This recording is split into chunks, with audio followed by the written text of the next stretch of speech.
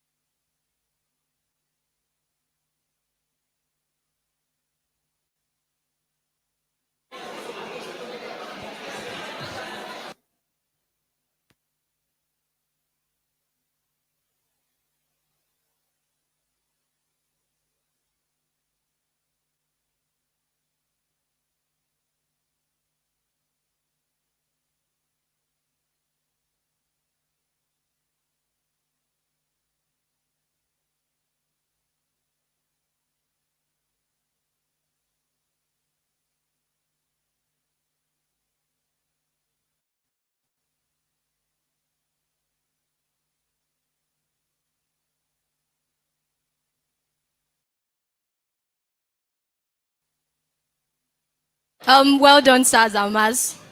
Please, can I have our attention for a while? So I see that. Hello, Saz Amaz.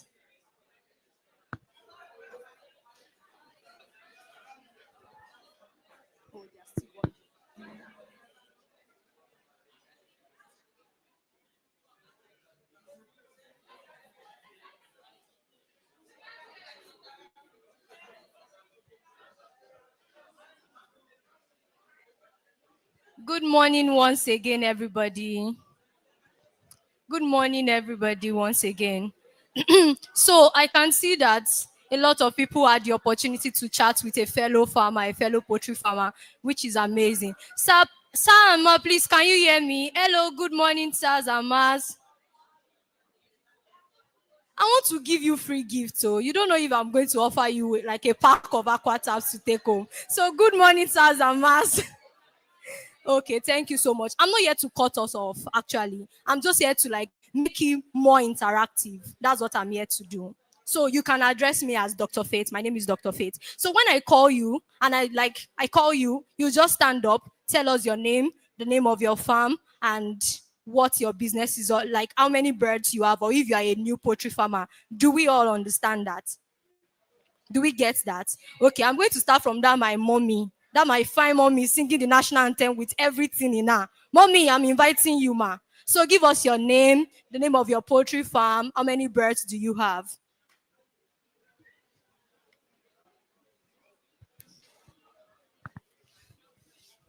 Yes, ma. Thank you, ma. Did you not hear? Oh, sorry.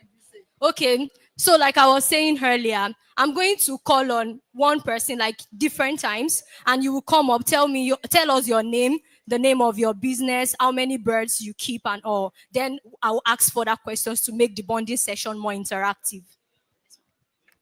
Good morning, all. Good morning, all. My name is Mrs. Margaret Henry Jituyi. The name of my farm is AB Farms. I am just a starter. I have not really gone deep. The highest bets I was able to put was 100. But when this issue of economic, the feed rose up, I dropped down again. So I couldn't continue because of finances. Please, a round of applause for Mommy Margaret. You can have your seat, ma. So before we continue, I'm going to throw this question to the audience. Like, I just need like 2 people to respond. How has business been since our amazing president, who came on board? How has business been? So please, Mommy, please, ma, you can come forward, ma. Thank you, ma. Good morning, farmers. By the grace of God, my name is Roslyn Ebukichi. I have been in this business for 4 years. In fact, I started when I was young. I use it as a home practice. So when I get retired, I feel that I have to go back to where I started. But it's unfortunately since this administration, the team brought us our ego down because of the costly feed, costly drugs, costly everything. The workers we normally pay 15,000. No workers now that 50,000, 70,000. And when you look at the feed, everything is very costly. So that's our experience. Things are not okay. Somebody that normally put up to 1,000 beds is hardly to put 300 beds now. Thank you so much, ma. Please, a round of applause for her. I'm going to say something. Honestly, this economy has not been easy for anybody. A lot of people are struggling. Poultry farmers are struggling to get their business on board. But we cannot spirit, because what we do it for the love of the animals that we take care of and to also provide for family. I'm sure a lot of people are using this business to fund their children's school fees, to pay for the family's growth. Please, ma and sirs, please don't let this dampen our spirit. So I'm going to give 2 more people the opportunity to talk. I'm going to give you, sir. I'm coming, sir. Please, a round of applause, sir. Good morning, everyone. My name is Dr. Ibrahim Boy. I'm the owner of Blue Wave Farm. I started this business when a crate of egg is 500. That means 12, 13 years back. Today, 2 pieces of egg is what? 500 naira. 2 pieces of egg is 500 naira. So you ask a question, how was the business before? I think the business was wonderful. But our main concern, well, my farm, I have a capacity of 18,000, but that is my capacity. But now I'm able to manage only 4,500. And yeah, and the business was very, very wonderful. And it's very easy to see your neighbor crying and to see your other neighbor smiling. So now the other neighbor, nobody is smiling. Nobody in the business is smiling. If there's anyone, raise up your hand and tell me how you are smiling. So when I learn about, what do you call it? Yes, I only have 1 hour from my office, but I decided if I'm going to spend, because somebody says that this farm are going to give capital to farmers. So I'm here to go with my capital. Yes, to go with my capital, because I have a serious capital challenges. Yes. Are you with me? Are you with me here? So, my challenges, let me lay down my challenges. Before, we don't have problem with production, we don't have problem with excise, we don't have problem with bed. Now, when you are buying a DOC you want to raise, you have problem with the hatchery. I bought CHI. There is no hidden. Here, we cannot hide anything. I bought CHI. That was early this year. I bought about 6,500. Not knowing they have a production error. There, I didn't know. That is my manager. And that is my layer manager, that is my brooding manager. They are all here. We raised, I hope you can allow me to learn. Eh? Thank you. So, we raise this bird and give them everything. There's nothing that we have not given. Imagine I'm raising, 6,500. Right now, the bird only spend, I think, 4 months or 5 months, 5 month laying. It's only last month that they have reached 70%. They have never reached 70%. And every day, we'll lose between 9 birds to 15 birds. Every day. My manager can testify about that. You understand? So, and we took those birds to animal care for them, to check what is the problem. And they gave us all the analysis. And we have applied. They took our water, our feed, everything.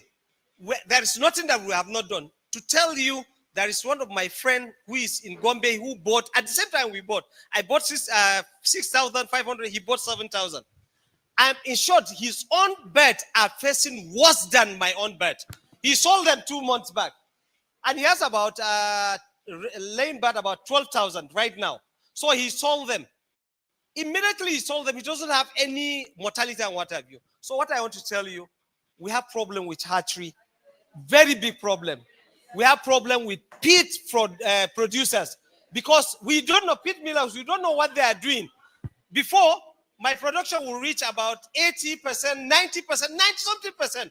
But today, hardly we can pass 75%. So that one is a problem. Forget about the weather, we can manage the weather, but these are, let me give my other people to talk maybe later. Thank you so much. Please, a round of applause for him, sir. Wow. As a young veterinarian now, the things they taught us in schools are far different from what I'm hearing everybody say. They will tell you, do this, and this will work for you. Do this, and this will work for you. So it is far different. And I feel like when our problems are heard, there are times whereby we'll be able to get solutions to this problem. So, Dr. Sir, I'm going to advise you. This very small advice. In as much as you are trying your best to do this, I think it is very necessary to seek the opinion of a licensed veterinarian when you are getting the birds. Like before you even buy them, get an opinion from somebody so they will tell you what to do and what to do at the particular time. Thank you very much. I have one more person. Somebody else was raising their hands. Yes, ma, you can come, ma.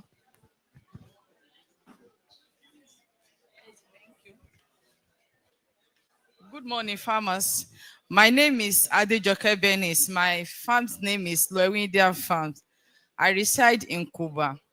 My pen capacity is 500 broiler, but because of the economy, I cut it down to 300.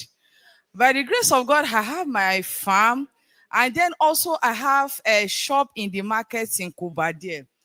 The problem before the coming of this administration is that after toiling day and night to bring broiler to market, add it to table, you now find out that to sell will become a problem. Me, I don't have problem of selling, but for other farmers that they will fall victim of this aboki, the way they will price, it got to a point that price of the price kilo of meat came up, fish came up, chicken stay in that low price. In the shop they will come.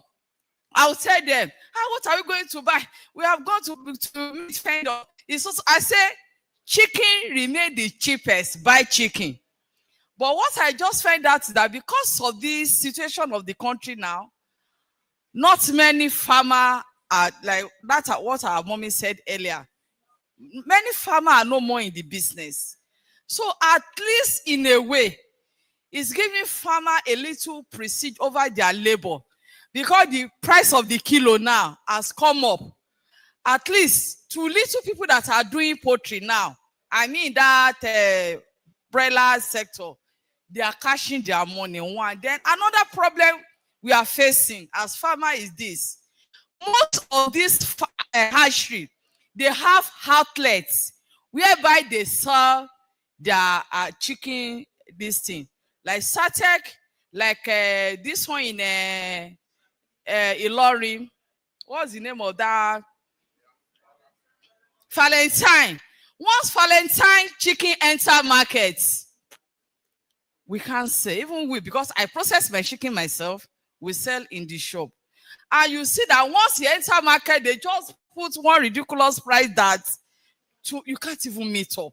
So I don't know, on a particular platform I commented that if there is anything Farmers Association will do to help us with farmers that that they don't know us, in the sense that they are the one producing the DOC and that the one at the same time spoiling the market for us, because they are really spoiling the market. I'm in the village market and the ultramodern market. I know anything concerning so I'm there. I know I can see my own to sell, but I pity my fellow farmers. So if there's anything Poultry Association can help us do, because what I heard again, that even there's any intervention from government, it's those big people that have them that got it, not we.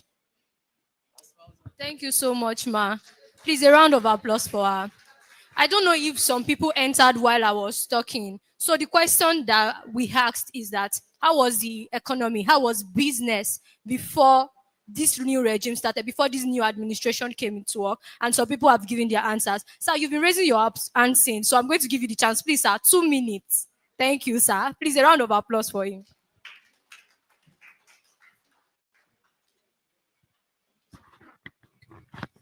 Good morning, farmers. Yeah, my name is Jesse Ayuba. I'm a farmer, startup farmer. Actually, I have a family farm. So from Jessibu Agro. My experience actually is a mixed bitter sweet experience.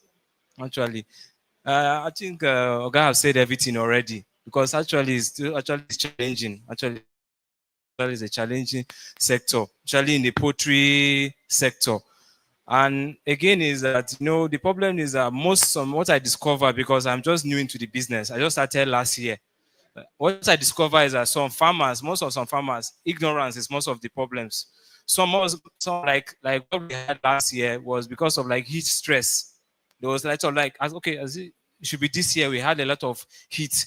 So some farmers had issues with that, and some due to the feed, which is the major problem, because most of this feed are mostly produced, the raw material is mostly produced in the northwest, which is from Kano, Katsina, all those things, because of insecurity.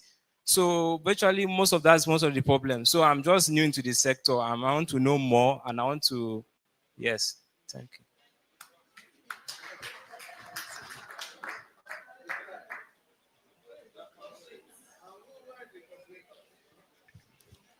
So apart from it, there's also an experience I experienced before this administration came, that during the cashless policy, we lost a lot of eggs. Actually, that's not, we just have to waste a lot of eggs because there was no cash.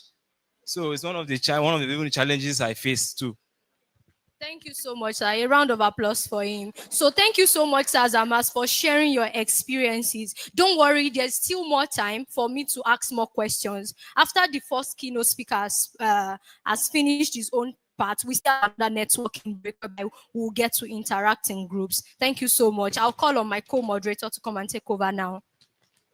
Thank you, Dr. Faith. Okay. All right, so we're about to get to the first section of speech or lecture, rather. And then to do this is no other person than our very own Dr. John C. Mbeke. And then he'll be speaking to us on identifying critical focus points to enhance layer production efficiency and profitability. Ladies and gentlemen, with a clapping ovation, can we bring to the podium Dr. John? Is that how you will celebrate Dr. John?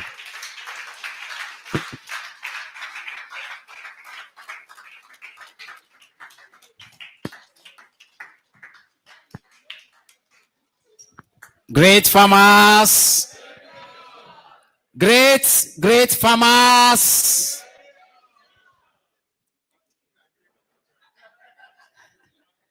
Who said great Dr. John?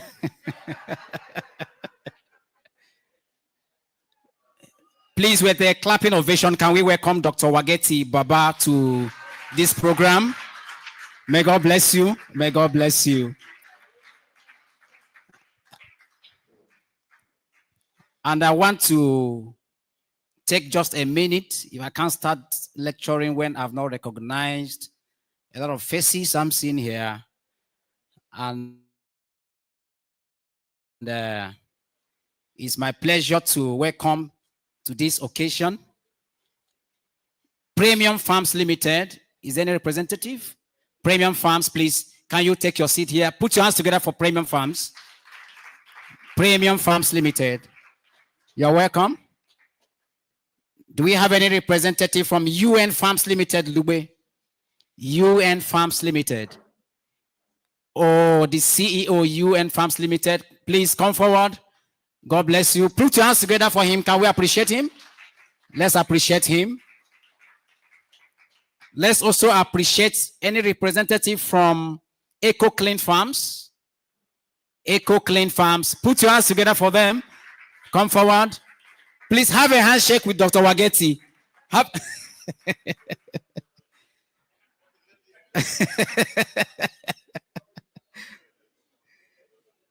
All right, any representative from Aquanat Farms Limited, Kuchikau? Aquanat Farms Limited. Oh, the MD, God bless you. You're welcome, sir. You're welcome, sir. Any representative from Eleco Agrovet and Farms Limited? Eleco Agrovet and Farms Limited. Any representative? Okay, any representative from Ojaba Agrovets Limited? Ojaba, God bless you. Put your hands together for him. You're welcome. You're welcome. Any representative from Wonder Vets Limited? Wonder Vets. Any representative? Okay. Veterinary Council of Nigeria. Any representative? Veterinary Council of Nigeria. Okay. Any representative? I can see the president of Nigerian Veterinary Medical Association, FCT. Please put your hands together for her as she comes forward. Please put your hands together for her. You're welcome. Please have a handshake with Dr. Wageti.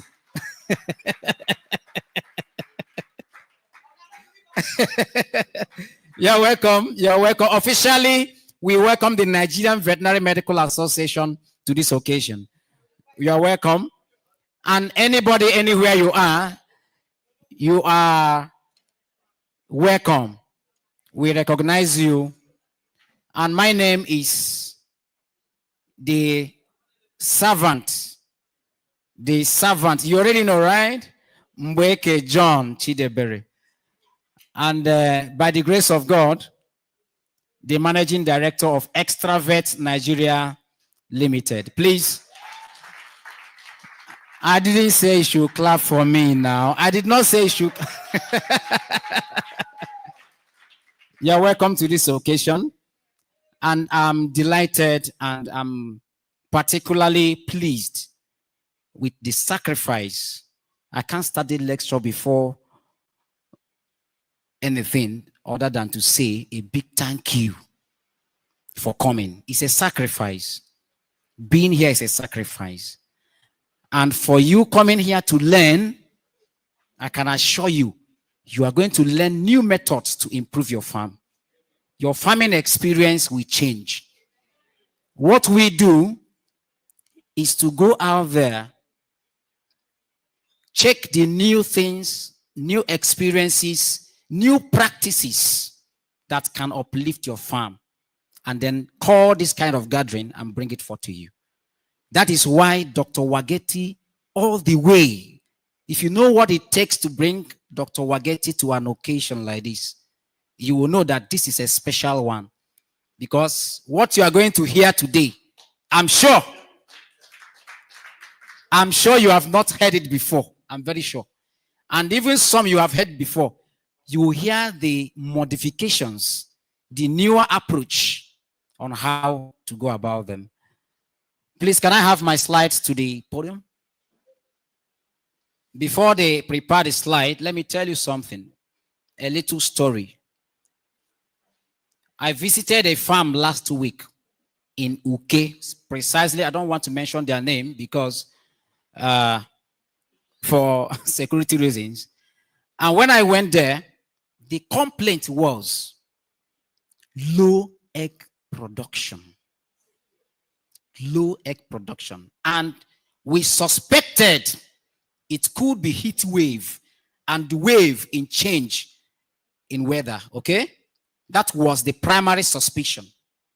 And when we got there, to our greatest dismay, after let me cut the story short.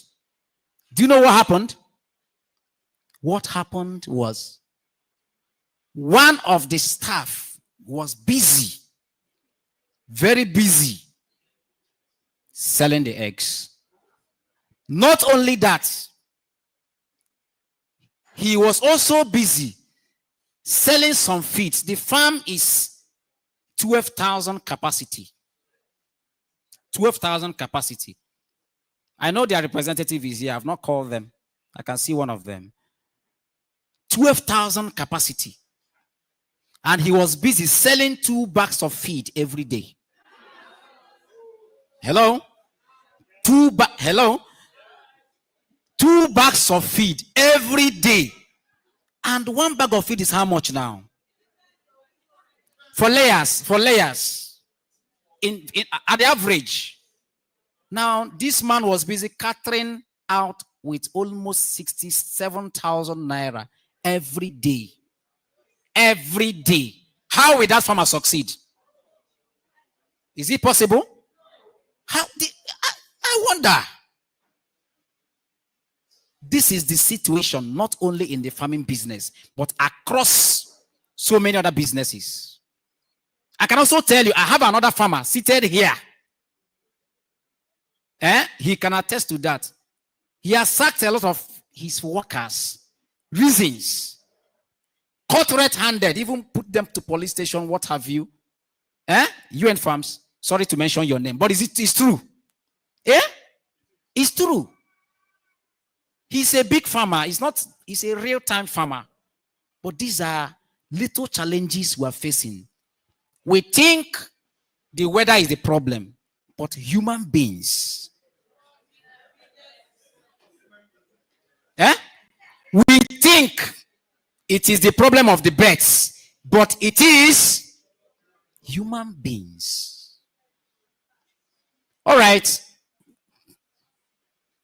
Pardon? Please come forward, please.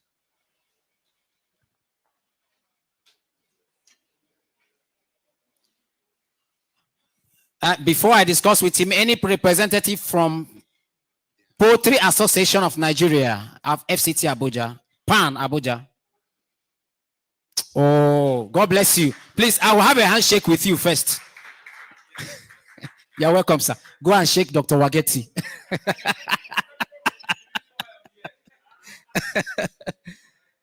You're welcome, Poultry Association of Nigeria, Abuja chapter. You're welcome.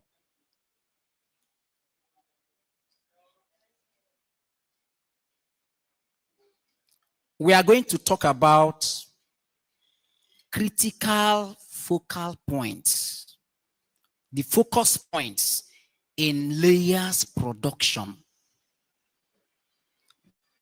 I decided to take, I've been talking about broilers all the way in Abuja. True of us?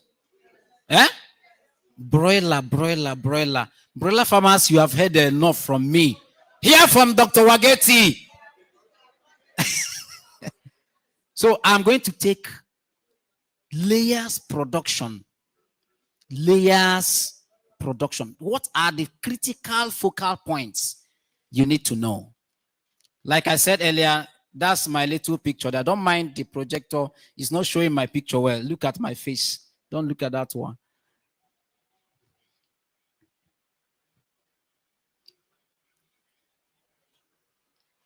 Is the media team working?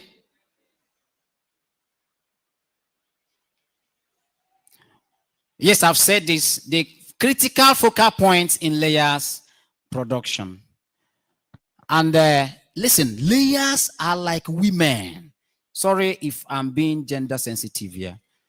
Layers are like women. They require special care from day old to growing and developmental stages and throughout laying period. Okay? So when you look at layers like women, you know how to take care of them. They are pregnant every day. Layers, once they start laying eggs, dropping eggs for you, treat them like pregnant women. It means they are laying for you on daily basis, which means they are pregnant every day. Reason it like that.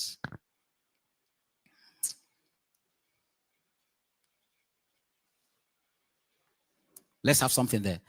Now, it's either you have 18 weeks of diligence and enjoy 80 weeks of profit, or you have 18 weeks of negligence and suffer 80 weeks of sorrows. This is the real fact in layers production. Because a cycle of layers, we take them 80 weeks before they will start undergoing a process we call spending. Okay? Spending means, they are declining in their production. But if you don't take care of the first 18 weeks appropriately, you are going to suffer sorrows. Now the question is, what is required in these first 18 weeks? What is it that is required? Critical focal point 1. Day-old pullets quality. I'm going to reveal. Is there any hatchery here? CHI hatchery, are they here? Ammo farms, are they here? Better, they shouldn't be here because what I'm going to say now, they wouldn't like me. Equa farms, are they here? Who are the people? Agrited, are they here? They are not here. So let me say what I want to say to farmers. Let me tell you, this is the seed of that 80 weeks, either for profit or for sorrow. the day-old chicks, if you sow, there is over 80% chances of reaping sorrows. And if you sow a good seed, there is over 80% chances of profit. If the seed is bad, you can make it good, but it's 50% chance. It's 50-50. But if the seed is good, you can also make it bad by certain things I'm going to explain later. But the worst thing that will happen to you is that you have a bad seed and you have poor management practice. You are finished. So this is the beginning of farmers' problem. Am I communicating? What is your source of day-old chicks? I don't want to criticize any hatchery, but I can tell you there are criteria each hatchery should meet when you are taking day-old chicks. On the 23rd/24th of this month, I'm bringing in almost about 12,000 pullets from a particular hatchery. I don't want to mention the name. The owners of the birds are looking at me here. I don't want to mention the name, but I will tell you here criteria those birds should meet. I already have signaled them that these birds must be excellent. And when somebody is taking that number of birds, you should know that the person is not a joker. The person is a serious farmer. All right? So there are criteria they should meet. So the source matters a lot. Technical scoring. Technical scoring. That one is not your duty. But you should know that this must be done.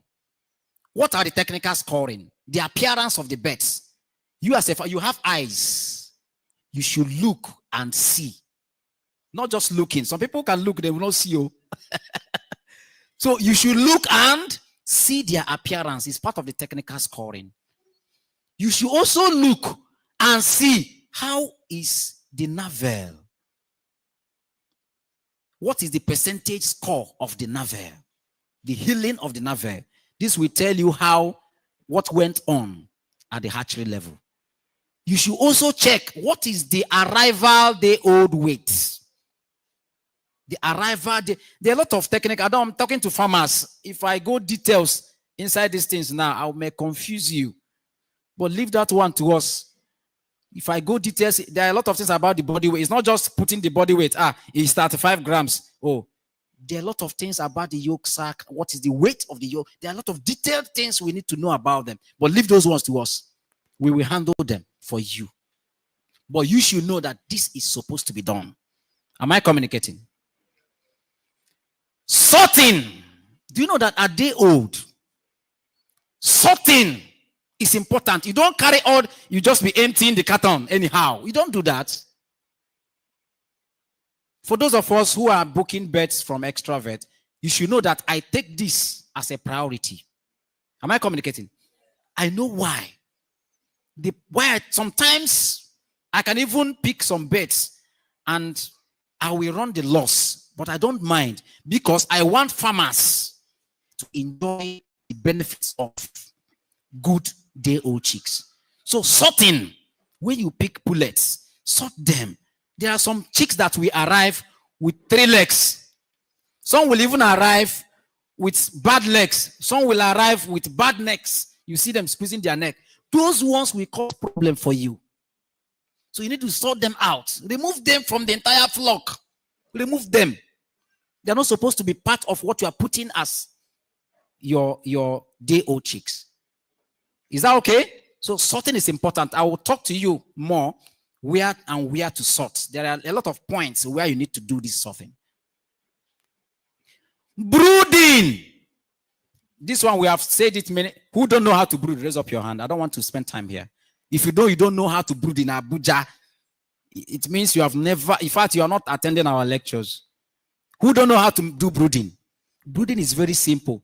You know, when we were in the village, you will see the mother hen when it hatches the egg. Yeah?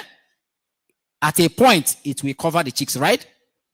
At a point, you see the mother hen walking around, the chicks be following. Eh, Abi? And as the chicks are following, are they covered at that time? Eh? The mother hen, no. You are the mother hen, no. And you see the chicks, when the mother hen brings some food, the mother hen will first of all disintegrate the food and leave it. That you get why? Because he knows that these chicks cannot take this particular size. So the mother hen will disintegrate. I'll tell you more about this that I'm saying.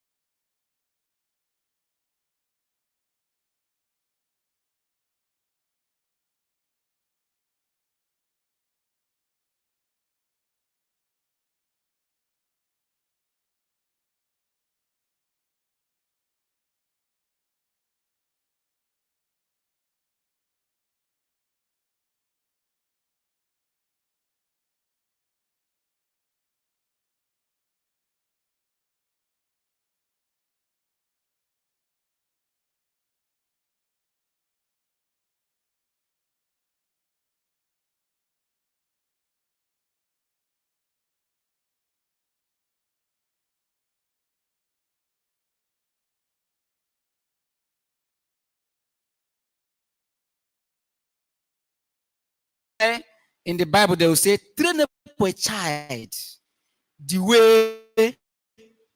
Eh? So that when the child grows, the child will depart after 5 weeks, and you are still struggling to get a particular weight in your layers. You have spoiled something in the future.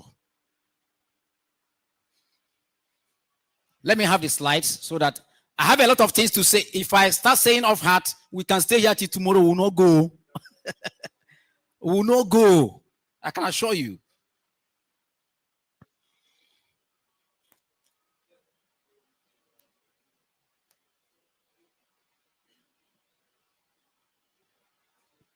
Okay, let's have the slides back so that.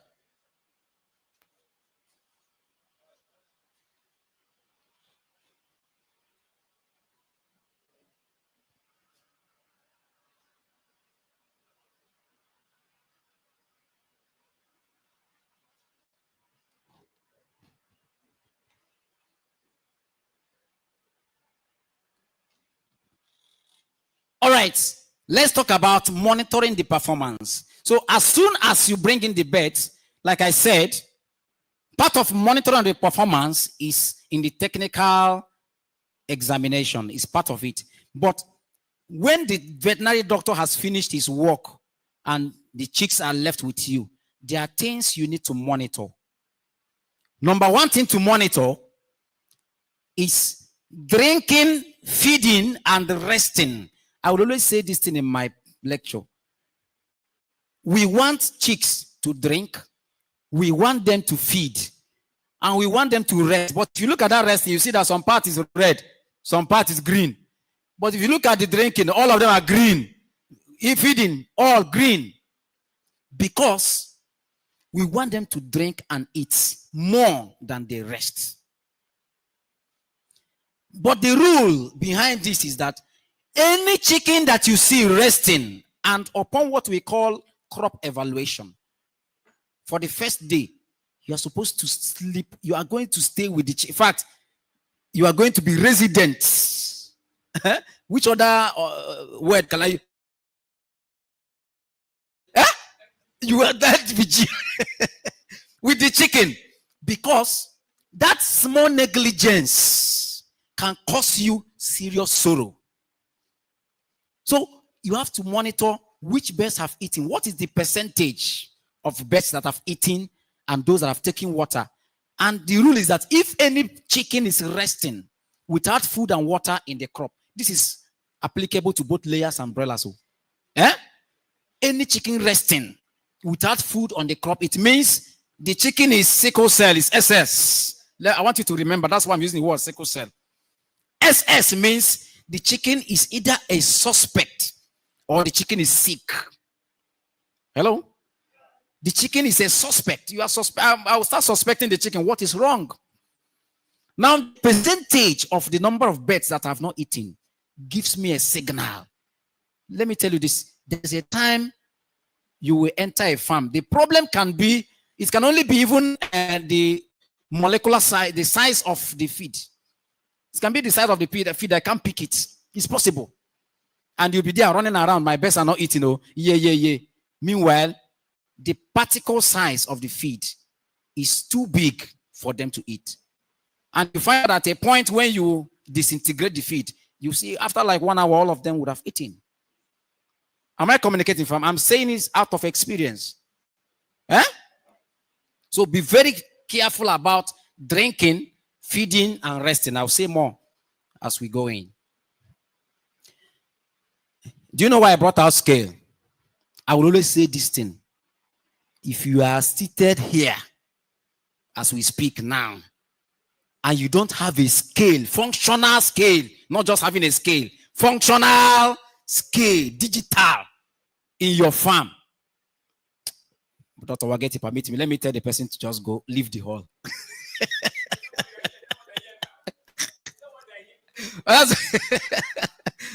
Okay. Please tell your neighbor, buy a scale. Not just a scale. Tell the neighbor, buy a functional scale. It's important. I can never give any lecture in Abuja or in Nigeria, even outside Nigeria, without mentioning a scale. because I know this is the eye of the farmer. Am I communicating? It is the eye of the farmer. Critical focal point 2. Body weight gain in layers. Body weight gain in layers. Arrival body weight should be between 30 grams to 35 grams. Week 5, let me emphasize here. Week 5, and you are still struggling to be at this stage. It means your organ development is poor. Hello? I will tell you the secret on how to arrive on this weight. I'll tell you the secret. Week 6, if you are still at certain weights between this and this, you are good. But if you are below this range, you need to buckle up. It means at this point, there is something there attached, which is sorting. At this point, you need to sort the beds. There are 3 categories you need to sort: small beds, medium-sized beds, and big beds. Do you know why you need to sort? Number 1, we want the small-sized beds to meet up at a particular weight in the future. I'll tell you. And we want the medium-sized beds, which are normal sizes, to be and remain in the weights they are supposed to attain at a particular weight. And we want the big-sized beds to come down. To come down and join the normal ones.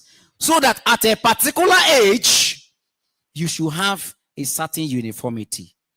If you miss it at this point, if you miss something at this point, you will not have enough time to make up. And at week 12, between week 6 and week 12, who can tell me what's going on? What's going on here? Between week 6 and week 12 is a critical thing. This is when the layer, the actual layer is formed. Between week 6 and week 12, if you miss it, my brother, I can tell you, your layers will never perform. If you like, go to church and pray, go to mosque and kabash. See you, I take it again. Between week 6 and week 12, if you miss it, your layers will never perform. You may be seeing my layers are laying 70% daily production, but in 1 year, how many eggs did one hen lay? This will correct it. Because the skeleton, which are the bones and cartilages of the beds, are developing at this stage. And when the skeleton is poorly developed, there is poor production of egg, because egg comes from the liver and the skeleton. Hello? Egg come from where? And the skeleton. So be very mindful. That's why at times when somebody call me, hey, Dr. John, I want to buy point of lay. Sometimes I'll be slow as I'm talking to you.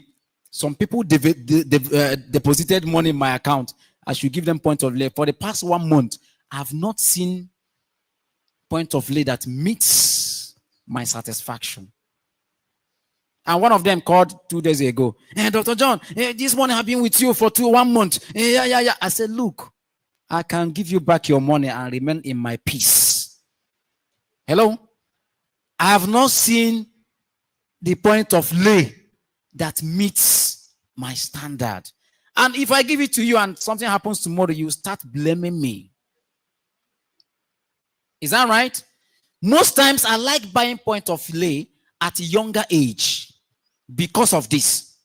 And when you supply such point of lay to a farm, they will tell you, these beds are small now. Yeah. If any farm wants to sell point of lay to you at the week 22, 25 weeks old, they'll tell you it's 25 weeks old. and you are happy, you are buying big bets, you are at risk. Because no farm that is reasonable, we want to sell their bets at 25 weeks. I'm telling you secrets. Hello? Some people will be just, I want to buy big bets. Yeah. It is wrong, oh. Mark my words. It is wrong. I better get bets at 12 weeks and have peace of mind. And I know that at 12 weeks, they meet the particular weight a 12 weeks old bet is supposed to meet. And then I can feed and continue the process. Than to want already made at 25 weeks and you are at risk. Because the farmer had 25 weeks, he has seen that the birds have not started laying well, and there's going to be future problem. You want to push the problem to you. Am I communicating? 16 weeks. See this point. At 16 weeks, your mindset should be at uniformity. How uniform are the birds? At 16 weeks. This is the weight you should be targeting. So at 16 weeks again, at this point, the birds have reached what we call puberty stage. And puberty stage, remember, in humans, what is puberty? Sexual. Oh, women. Sexual maturity. Thank you. Sexual maturity. And as sexual maturity, it means if it's in humans, the womb is activated, the follicles are activated. Something, the woman starts seeing period, Am I communicating? It means the woman is ready to conceive. So at this stage, the pullets are ready to conceive, to become pregnant. Like I said when I started, I said every laying hen is a pregnant woman. So at 16 weeks, they are ready to conceive. And at that weight, if you are at that weight and it's lesser, it means the birds may not likely conceive at the right time. And this will affect the overall production at the end of the year. You can't compare the production of a woman who started giving birth at the age of 16 than that of the woman who started giving birth at the age of 30. The one at the age of 16, if all things being equal and you want to give birth constantly, that woman can give birth to how many children? It can give birth to almost 12 to 15 children. It's possible. Or more. But the one that started giving birth from 30 years old, how many can you do maximum? So the earlier the bird starts laying, the better production you will get at the end of the cycle. I'm more concerned with the aggregates of egg production than the daily production. Is that clear? If you are counting only on the daily production, you will miss it. But if you check the production cycle, you will get it correct. Critical focal point 3. Staff attitude. Staff attitude. The number 1 is staff fidelity. How sincere is your staff? Let me now tell you something. With the current situation of Nigeria today, only 1% of staff, is sincere. And that 1% is you. Hello? I take it again. In the current situation of Nigeria today, only 1% of your staff is sincere. And that 1% is you. See all your staff. See, if permit me to say this here. When I was the manager of Eleco, I see everybody as a thief. I don't joke. if I look at anything, whether that thing is right or wrong, I look at it that you are taking that step because you want to steal something. That is how you should do your leadership in your farming. You should be up and doing. Some people will just put farm. We are farmers. Yeah. You go and sit down. You are watching CCTV camera. My brother, with the current age and technology of the current age, they will outsmart you. Fidelity. Something is a thing of concern. I don't even know how to, prove a solution to it because it's a human factor. But the only solution is by constant monitoring, constant supervision, constant probing. See, if I probe you, God just know why you don't make me a lawyer. If I probe you, you will say what you don't want to say. Yes. You will say what you want because you will think I know that you have done it, but I don't know. But I'm just probing you. Is that clear? So the next one is common sense.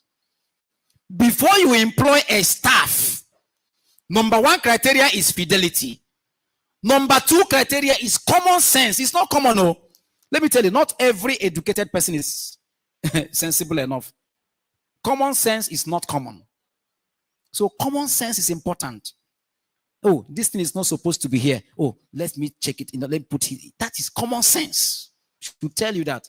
But a staff who doesn't have good common sense, we see a hen outside the pen and leave it there. That's negligence and lack of common sense. Why will you even allow the hen to go out? I will show you some pictures. We'll go ahead. Training of your staff. If you know you are here, you are not a CEO or MD or director of a farm. You are a staff of a farm. Raise up your hand. Just a staff. Don't be shy. Just raise up your hand. You see the population of staff alone. Your staff is supposed to be here. You hear that Dr. Wageti is coming. Your staff, even if it's one key staff, supposed to be here. Don't mind. This one is Dr. John. I don't have anything to offer. You hear that Dr. Wageti is coming to Abuja and all your staff are seated there. It's not possible. I came along, my manager is here, my PA is here, my staff, they're here. Oh. I almost locked down my shop. Oh. Hello? So please, training is important. Take it as a key. You can even invite people to your farm to come and train your staff. Reasonable professionals can come to your farm and especially for farm staff training, you will gain a lot. You will gain a lot. Compliance to primary assignment. How are your staff complying? What is your supervision level? What are you doing to make sure that your staff is compliant in the primary assignment you have given him? Let's leave the common sense now. This one is what you have said. Oh, you must do this. You must do it. You know that in a farm, do you know that in a farm, they are supposed to have a calendar of activities, daily activities, a calendar. Let me use the word, a timetable. Sometimes if I enter a farm, I see, who is the person in charge of this pen? They say, he went out to, I will stay in that farm 2 hours. The person have not returned. Hello? Yeah? 2 hours later, I'm in the farm. And one of your staff has gone to eat. 2 hours later, is not returned. You cannot, no. It will not work, if it's my oga. Eh? So please, there should be, if you don't guide them, they can't guide themselves. So you should prepare a guide from 6 a.m., 7 a.m. feeding, depending on the season anyway. It could even start from 5 a.m. When we get there, I'll tell you. Feeding. From this time to this time, cleaning of cobwebs. From this time to this time, cleaning of this. From this time to this time, egg picking. If schedule, it is timed. If you want a template, Maybe after the program, the organizers, please, you can give me the email. I can send you a template. I don't want to bring everything to the slide. It will make it so cumbersome. So I can send you a template of farm staff schedule from day 1 till day 7. That's this 1 week schedule. Every week it repeats itself. I can send it to you. You can use it. People in my platform, I'll send it. Immediately after this meeting, I'll just send it to the platform so that you can utilize it. It's important. Proper reporting. Proper reporting. This is where to catch a thief. No problem. I'm aware. I'm aware. No problem. This is where to catch a thief. A thief will not report appropriately. You want to skip some records so that he will steal from there. He won't report appropriately. But you need to guide the reporting because there should be a template of reporting. Number of eggs, dates, mortality rates, cracks. No, don't use cracks to joke. Don't give your staff the crack. If you ever try it, all your eggs will be cracking every day. Hello? Eh? I wish I have time to say, oh, all right. The farm is you and your farm attitude. Let's look at some pictures here. Now look at this. I don't know. Can you see it? It's not too clear. But the chicken is outside the pen. It's a layer drinking. Drinking water from the gutter. This one will serve as what we call a focal point for disease spreading. Because this one will go. In my language, they will say, if one finger pick oil. Hello? So this one will now go, pick the disease. The staff will now say, oh, see this one outside, oh, yeah. Go and carry it. You return it to the pen house. You have caused a problem for the entire flock. Just because of this. The next picture. This water, I don't know, you can't see it clearly, but I went to that bucket of water there. It's water they kept for laying hens to drink. Look at. Who does this? How will the best lay eggs? If they give you an egg and you break it and see this type of water inside, will you eat that egg? You can't eat it. Next one. I don't want to talk about this one. Look at this one. This is a farmer.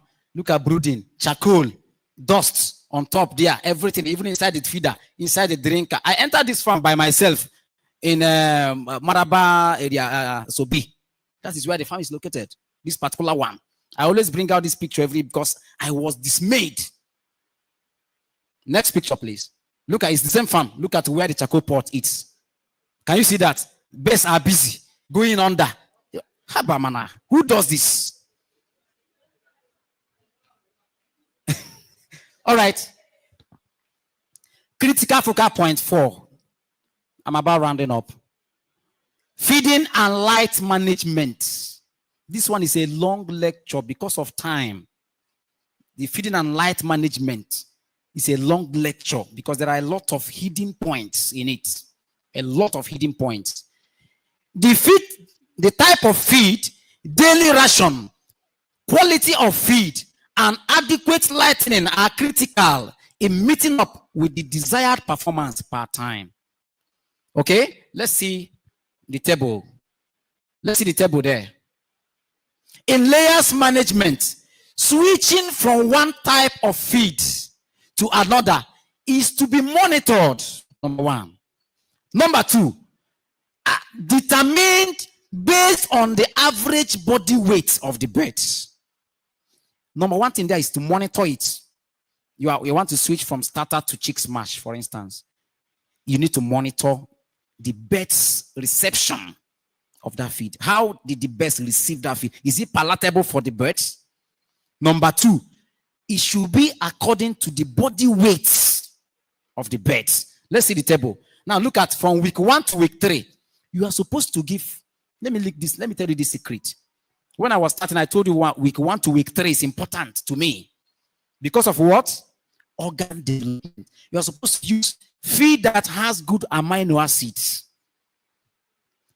I recommend broiler Prestata crumbles. It's layers, so, but you see broiler coming in now. That is why. That's the reason. So I recommend you use broiler Prestata to start them for the first 3 weeks before you can switch according to the body weight that is required at 3 weeks, which is 195 grams. Once they're able to attain 190, you know that, oh, over 60% of the organ development have occurred. So you can switch. And while you are switching, there is a methodology. You don't just bring in a feed just like that, pam, and give them. They will not accept. So you have to come by what I call the 3-step method. The 3-step method is 75% of the old feed, 25% of the new feed you introduce. The next day, you introduce again 50-50, then 75, and then 25 in that order before you go to 100%. If not, the best may likely not accept. And while you are doing that pattern, you need to monitor. That is where the monitoring comes in. You need to monitor how are they accepting that introduction. If not, you need to review the new feed for palatability, for nutritional value. You know, is important. I think this particular table, I will also screenshot it. I'll send it to the platform so that you can study it. If I start talking about this table, I would say 1 hour. Critical focal point 5. Water. Everybody say water. I wanted to answer that name as a nickname. People should start calling me water. You know why? Water is life. And you cannot do without water. Even in poultry practice, water is important. Egg size / mass is over 70% water. It means that should give you a signal that you can't get eggs if there's no water. It's not possible. Pay keen attention to water quality. That's number 1. Number 2, pipeline maintenance is a routine. It should be part of the routine things that should happen in your farm. Pipeline maintenance. There's a little method about this. Let me introduce you to something. Who knows what is hydrocare? Raise up your hand. If you know hydrocare, if you don't raise up your hand, you are not. It means you are not using it. Hydrocare. I don't want to say a lot of things about, but it is a chemical of choice for pipeline maintenance. Ensure regular water availability. If there is no available water, especially in this heat season, you are in trouble. You are in trouble. Daily nipple patency check. On daily basics, your staff, as they are going around, they should check, is water coming out of these nipples?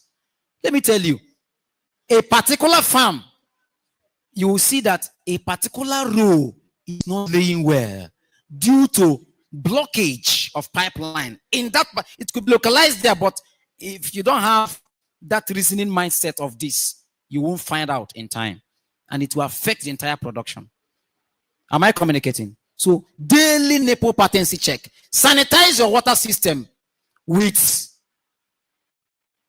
aqua tabs.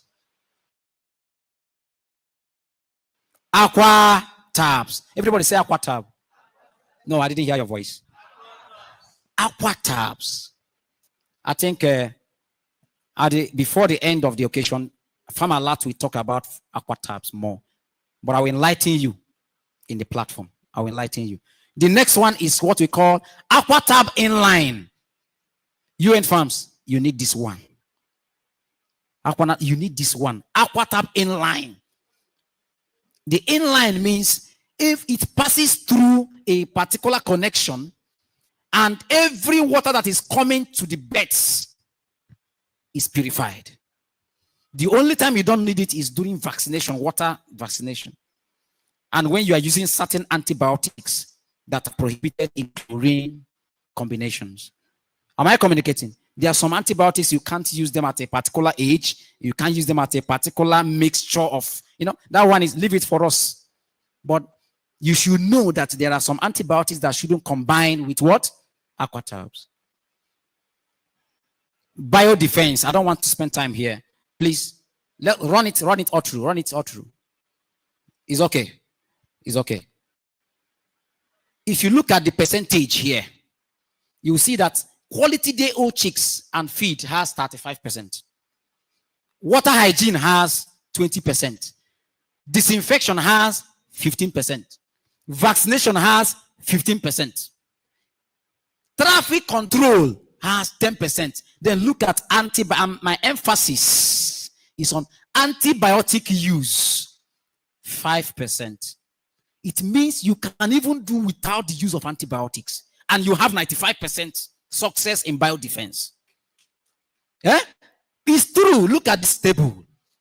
Once you have only water hygiene and quality day old chicks and feed, it's already how many percent? 55% already. When you combine it with your disinfection and vaccination, you're good. And you control traffic. Even that traffic control, disinfection is important. Are you getting it? But antibiotic is our in farming. Do you know? At a point, you will see that, I don't know when Nigeria will get to that level, but I know some countries, you can't just use antibiotic anyhow. Eh? So let's start thinking on how to manage our farm well without the use of antibiotics or lesser use of antibiotics. Because antimicrobial resistance is our concern. Antimicrobial resistance is our concern. And because of that, look at that table. Open it. Let me see. This farm, I don't know if I can see it clearly, but it's a farm and the result from Animal Care Lab. Any representative from Animal Care here? Put your hands together for that. Dr. Lucky, you are welcome. You are welcome. Please appreciate him because he's doing a nice job. Without diagnosis, there's a problem. So in this farm, look at sensitive. There's no antibiotic sensitive there. Intermediate, only flufenical. And resistant, look at the line of antibiotics. And the birds are only 8 weeks old. 8 weeks old. So how will this farm succeed? Within the space of 8 weeks, they have used and abused a lot of antibiotics, resulting into that resistance. There's a problem. This farm already, immediately I saw this result, I knew there's possibility of 80 weeks of where? All right. Most farmers are only reactive to problems instead of being proactive to potential problems. The reason is because, please, can I communicate with the guy there? Good management practice versus, let me have the next thing there, versus what? Drug dependence. Many farms are depending on drugs instead of depending on management practice. That's why I put that one on red, because you should depend less on it. Stop damaging the liver. Stop damaging the liver with drugs. Yes, we have liver tonics, but stop damaging the liver. Look at how the normal liver should look like. Look at, very clean, look at it. Look how it should look like. But look at a bad liver. This one is my PM picture. Look at that one. Dr. Wageti, you know the diagnosis already now. From this one, it's clear. It's clear. The problem of that liver, that particular one I showed you before this one, is from the waterline. It's possible, the over 60% possible from the waterline. So stop damaging the liver. The next one, please. Go up, go on. Critical focal point 6. I won't spend time here. This one is not too. Please open it. It's on heat stress control. In this season, there are a lot of things to talk about heat stress. But by now, layers farmers, you are supposed to have known Wageti have said a lot about his stress management in Abuja.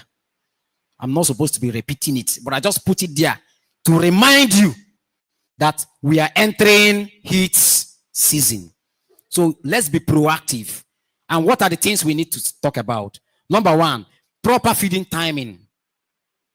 If you don't know about it, come to the platform, say, Dr. John, I didn't understand proper feeding timing. I'll give you a lecture on that. Okay? Proper feeding timing. Number two is keen attention to birds' behavior. If you are not close to the birds, if you don't come to visit the birds, you won't know their behavior, especially during the hot hours. Okay?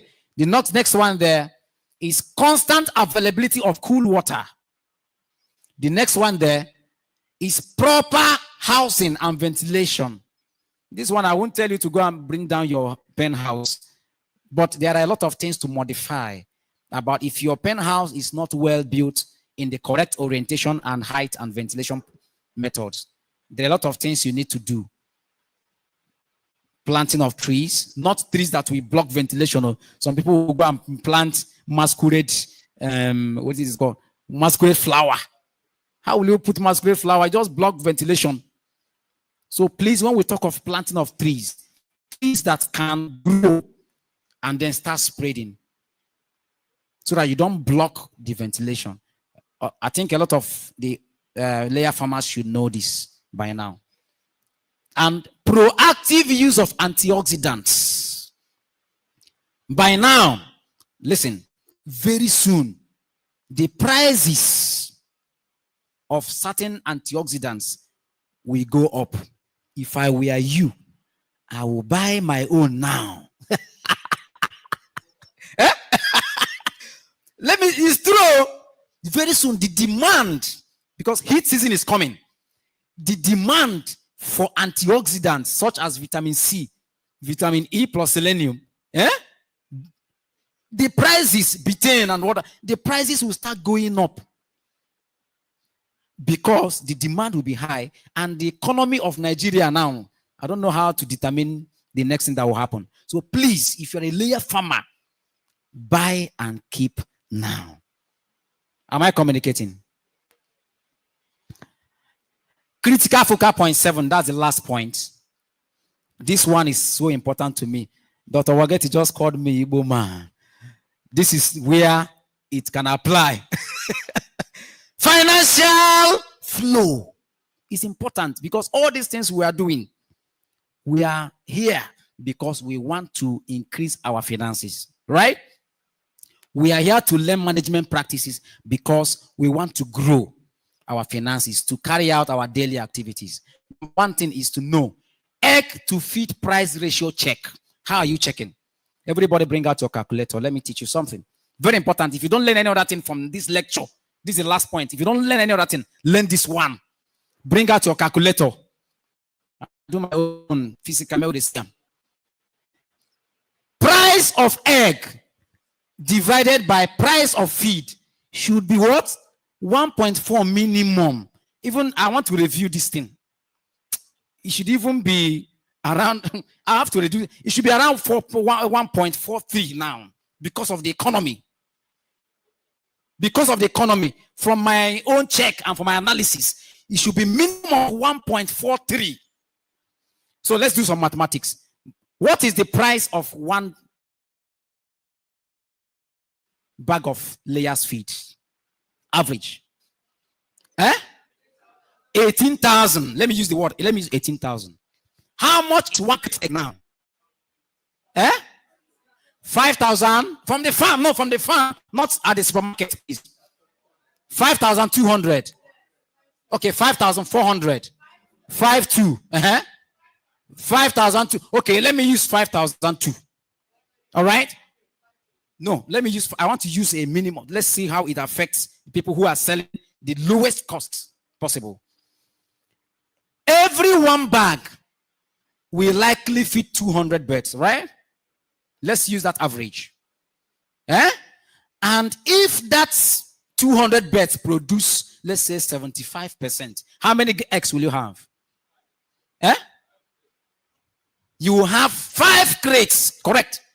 150x is the 75% of 200, right? That's 5 crates. 5 crates times, do your calculation. Oh. 5 crates now times 5,000. Huh? 26,000 divided by 18,000. That's what it gives you. What was it? 1.4. That is the minimum. It means if you are selling below 5,002 at the price of feed being 18,000. I'm just giving an example. We are just giving an example. You can do your own calculation. I'm giving you this calculation so that you can learn it and do it at your farm level. Am I communicating? Do it at your farm level. I'm giving you as an example so that you can know the formula to use. So if you do this calculation in your farm and you have something like 1.2, that farmer will not survive. The farmer will fold in a few. No. It's not possible. Is that clear? All right. Efficiency is the next one. For you to arrive at a better formula and at a better financial flow, you have to be efficient. It's not everything that comes to your table. Approve. You don't do that. When I was the manager of Eleko, when they sent memo, the supervisor will send memo, to me. I'll look at it. Before you see me approve, oh my God. It must have gone through a lot of scrutinies, checks, it must have gone through a lot. So you don't just bring a staff will bring a memo for you, blah, blah, you approve. Efficiency is not there. In the administration. Efficiency again in the management of the pen houses, feeding. Some people will feed 5 bags and the birds will only consume 4.5. Where is the 0.5? It's on the floor. Hello? Poor efficiency. So the birds will not be producing the adequate because they're not taking the adequate ration. Part of the ration is already on the floor due to bad feeders. Impatient feeding. I entered a farm. I nearly slapped the farm worker. I nearly slapped him. Let me be specific. I entered snake farm. I nearly slapped him because I saw him feeding. He just carried the feed. Impatient. And before you know it, what after the feeding, if you look at the floor, everywhere is feed. I have done this calculation for some umbrella farmers. Do you know that 1 teaspoon of a feed, 1 teaspoon of a feed is equal to how many grams? Let's assume 5 grams. As minute as 5 grams can be. When you multiply that, every 1 chicken wastes 5 grams on the floor. And you have 10,000 birds in your farm. 5 grams times 10,000. Is how many grams? Let's convert it to kg. So let's convert it to kg divided by 1,000. What do you have there? 5 grams. 50 kg. Hi, I don't want to say so. When I'm talking like this, you will think I'm joking. It's not joke. Because I want to use this smallest thing to tell you how it can multiply and turn to a problem over years. So 1 teaspoon on the floor by 1 chicken every day means if you have 10,000 birds, 5 grams times 10,000. All right? And which will give you how many grams? 50,000 grams. Divided by 1,000. That is how many kg? 50 kg. You are wasting on the floor. 50 kg times 18,000. 18,000 times 2. 36,000. You are wasting it. Times how many weeks in a year? Times 52. 52 times. I'm talking about per week. 52 times 36,000. You waste it on the floor. We are talking of what? Efficiency. I don't want to waste time. I have a lot of things to say. If they say I should stay here for 6 hours, will I? All right. Profit and loss analysis. How many of you can tell me that I can tell you what the profit every day in my farm? Who can say that? That I know the profit and loss every day in my farm. If you don't know this one, you won't know how you are growing. Who is there? Who is at the slide? I want to rush this one. You can't do growth evaluation without knowing the profit and the loss. Am I communicating? Both for layers and broilers. You cannot. All right. A layer farmer should expect a hen to lay an average of 8 eggs every 10 days. That's your expectation. But it's not real in every farm. It's not real in every, but this is what a farmer, a layer farmer should expect. And how do you get across to that? The secret is good day-old chicks, 1. Perfect brooding, 2. Good body weight at week 5, 3. Good proactive sorting at week 6. Use the word. I probably see that proactive I used. Emphasis on proactive. It's not just sorting. You have to. Hi, I wish I can just pour out my mind to you inside your heart there. Minimum average body weight of 999. I just don't want to put 1,000 there. You just remember 999 grams in 12 weeks. And 85% uniformity at 16th week. This is the summary. That is the formula for perfect production. If you must end that, you must have that. So let me ask you, do you want to become a good poultry farmer? Oh yeah, visit this place. Hello?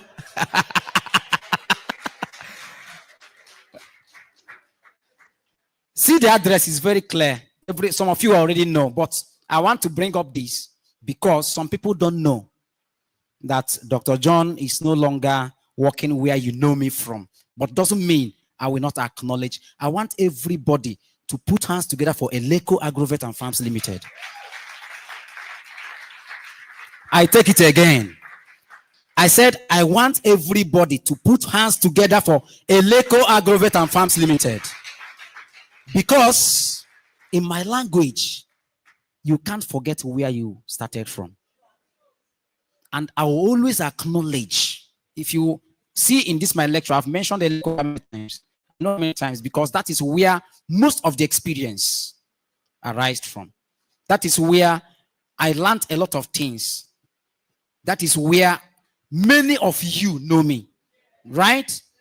And that is where, by the grace of God, I brought to them a lot of innovations for them to be at that level, not to be overemphasized. Is that clear? So please, I will always acknowledge them, but visit this place. Secondly, I want to also acknowledge. Please let me have the other slides. Let me have the slides coming up, please. When we started, this is the place we did our inaugural lectures, right? The day we started Extravert. This was our starting point. I want to show you how far you and God have brought us so far. So when we started, at 1 month old, this was how we are. Again, hello? After 3 months, we arrived at this point. And today, we have quality drugs. Look at how we are today. We have quality drugs and we do free professional guidance. Free. And again, we have, go back, please. Go back. Go back. Go back. We have well-sorted, quality day-old chicks. I am sure over 80% of persons who have collected birds from us can attest to this. But I want to lay emphasis.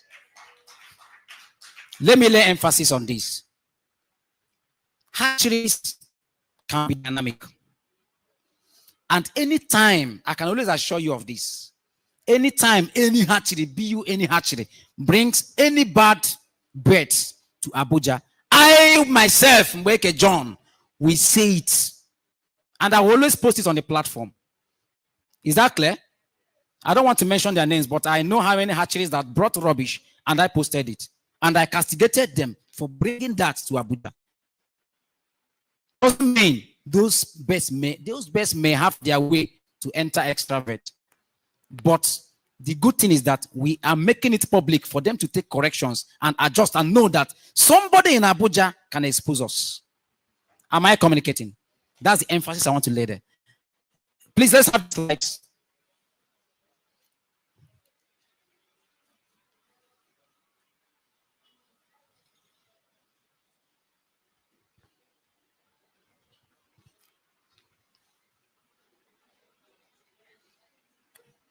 Let's have the slides, please. Let's have the slides.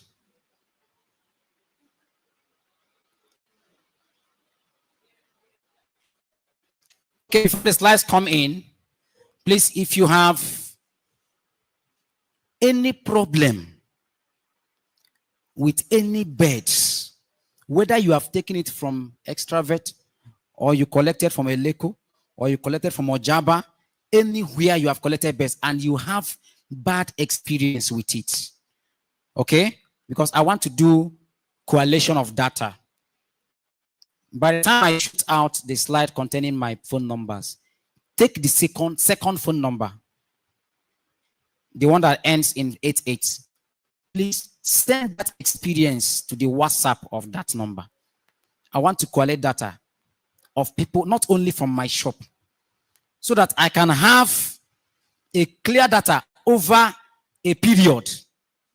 So I can submit to different. I want to change the farming structure in Abuja. Yes. So we want to be want to have feedback the hatcheries. It's we that will feed them back. They can feel all are all right if we don't speak out. So, and we can't speak out without data analysis. So you need to send in your result. That's why at times you see me on the platform, I'll come and say, if you have picked so number of chicks, this I'll put all the hatcheries and say, put your experience, right? Who have filled such data before? Good. So anytime I bring up that, feel it.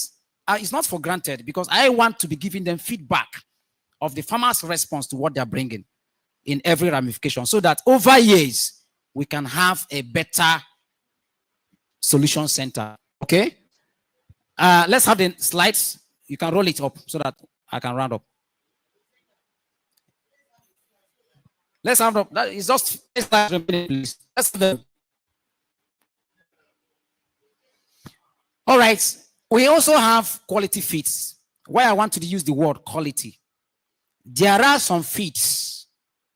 Probably you may not see it in extravert, but they are also quality feeds. I want to let you know of that. Okay? It's not because I don't sell it yet, and I will not tell you that it's not quality. So, Happy Chicken is quality. All right? Biotin is quality. They are good. Unless they change tomorrow. I can only say this now. Unless they change tomorrow. Breedwell is good. All right? Ultima is also good. You already know about it. New Hope is also good. But for now, you can find Happy Chicken in extravert. You can find Biotin. You can find Ultima and a lot of them. So just place your order. The next one, please. We also have efficient farm equipment. The one at the middle, I want to emphasize on it. You already know scale. The one at the middle is one I want to emphasize. The way you do your disinfection is a concern to me. That's why I brought that. That one is automatic, electric, chargeable sprayer. You don't need to be doing knapsack again. Just put it, plug it, it has batteries. Just plug the batteries and you have pressure spraying. You can use it for cleaning. You can use it to wash your cars. So it's a lot. We have it at Extravet, so you can pick one for yourself. And also, we have 247 power supply at Extravet.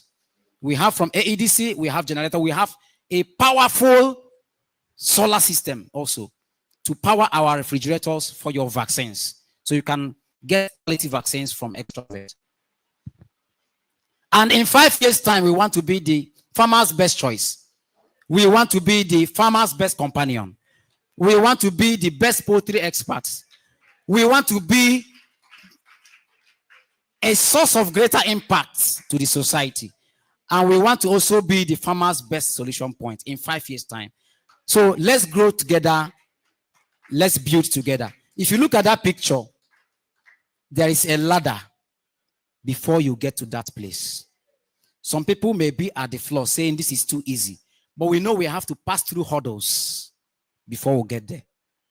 We want your support. Support us to be at that level. And at the end of the day, we will all grow together. And also, get this book for yourself.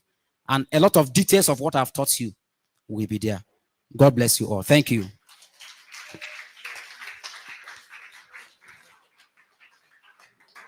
Wow.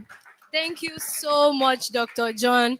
Dr. John took his time to explain. Presently, like this, I just need to go and meet some farmers here, like this daddy in front and this mommy in front, and some people, they should just give me money. I'm just going to go and start my poultry farm because all the knowledge I got from Dr. John was enough for me to start my farm. Please, a round of applause for Dr. John once again. Thank you so much, Sirs and Mas, for your patience. Thank you for listening. And I'm sure that we'll be able to implement some of this in our farms. So before we continue, I'm going to give us 5 minutes for us to stretch our legs and just relax. So in 5 minutes' time, I'm going to call on Dr. Baba Wageti. So please, thank you, ladies and gentlemen.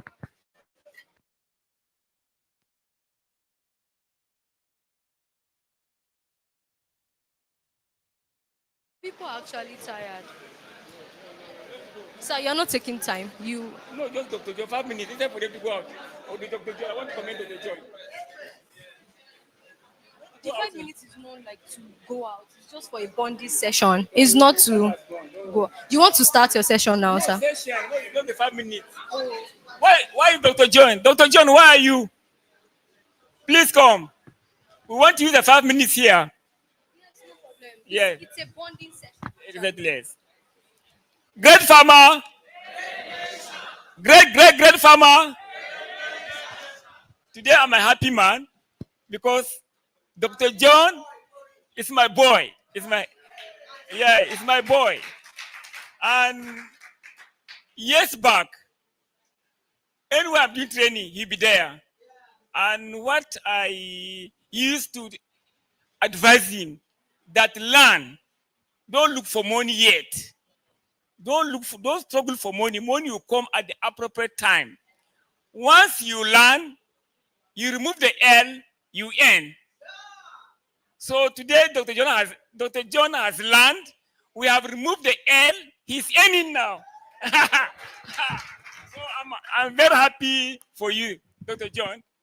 And anywhere I will do training, Abuja, Kaduna, Kano, he'll be there. Listen to me. And today, I'm even on the same podium presenting papers. I'm happy for you, Dr. John. But I want to say something he mentioned. When it's after, let me know.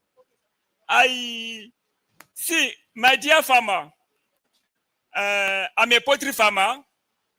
I started my farm in 1994. So I've been in the business for 30 years. I have 250,000 layers fully automated. So, and what he has said, for those that are you with me?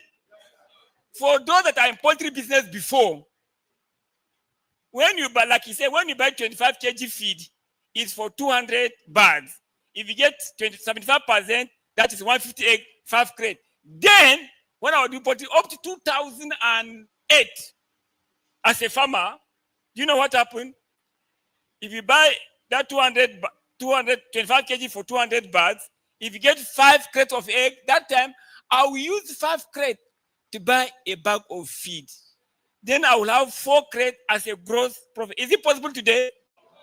So that's why this training is very important, like I've said. And let me tell you, as a farmer, you don't have control over the price of input.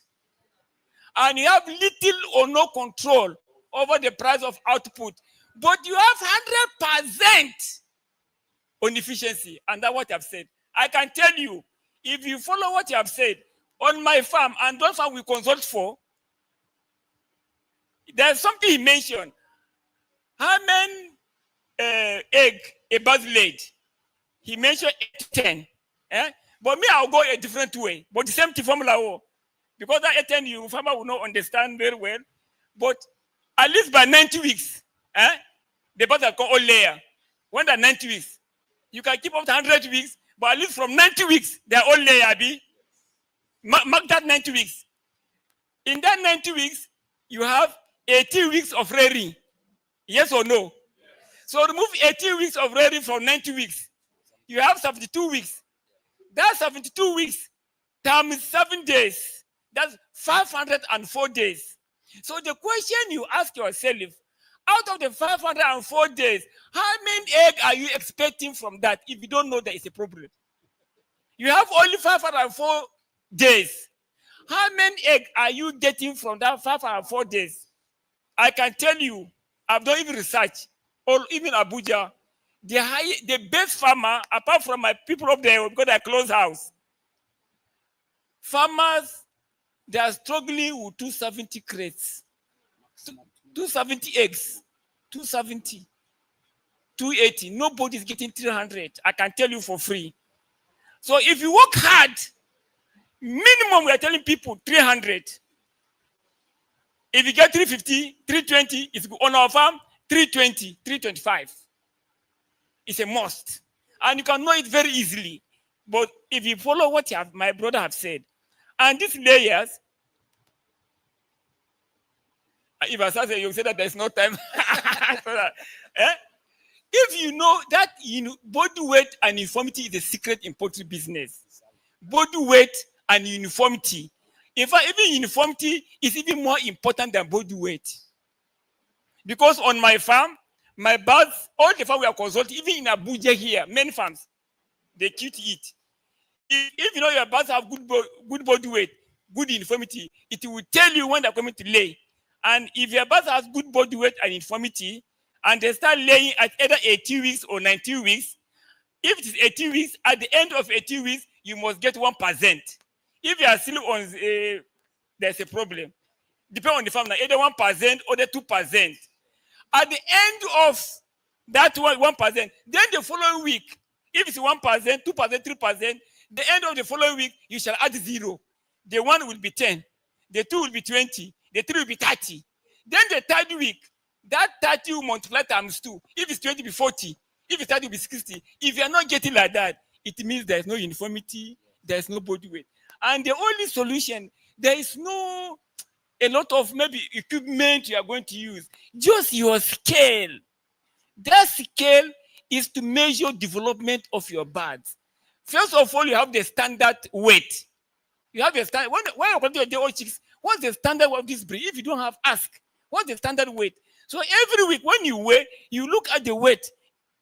If 380, like I'd say 5 weeks, 380 grams. If you're not getting 380, you have to do what you call checklist. Why are you not getting that 380? Are they wasting feed? Is there management practice? All this, are the feed is bad? You make sure that you work hard. When family tell, let me know.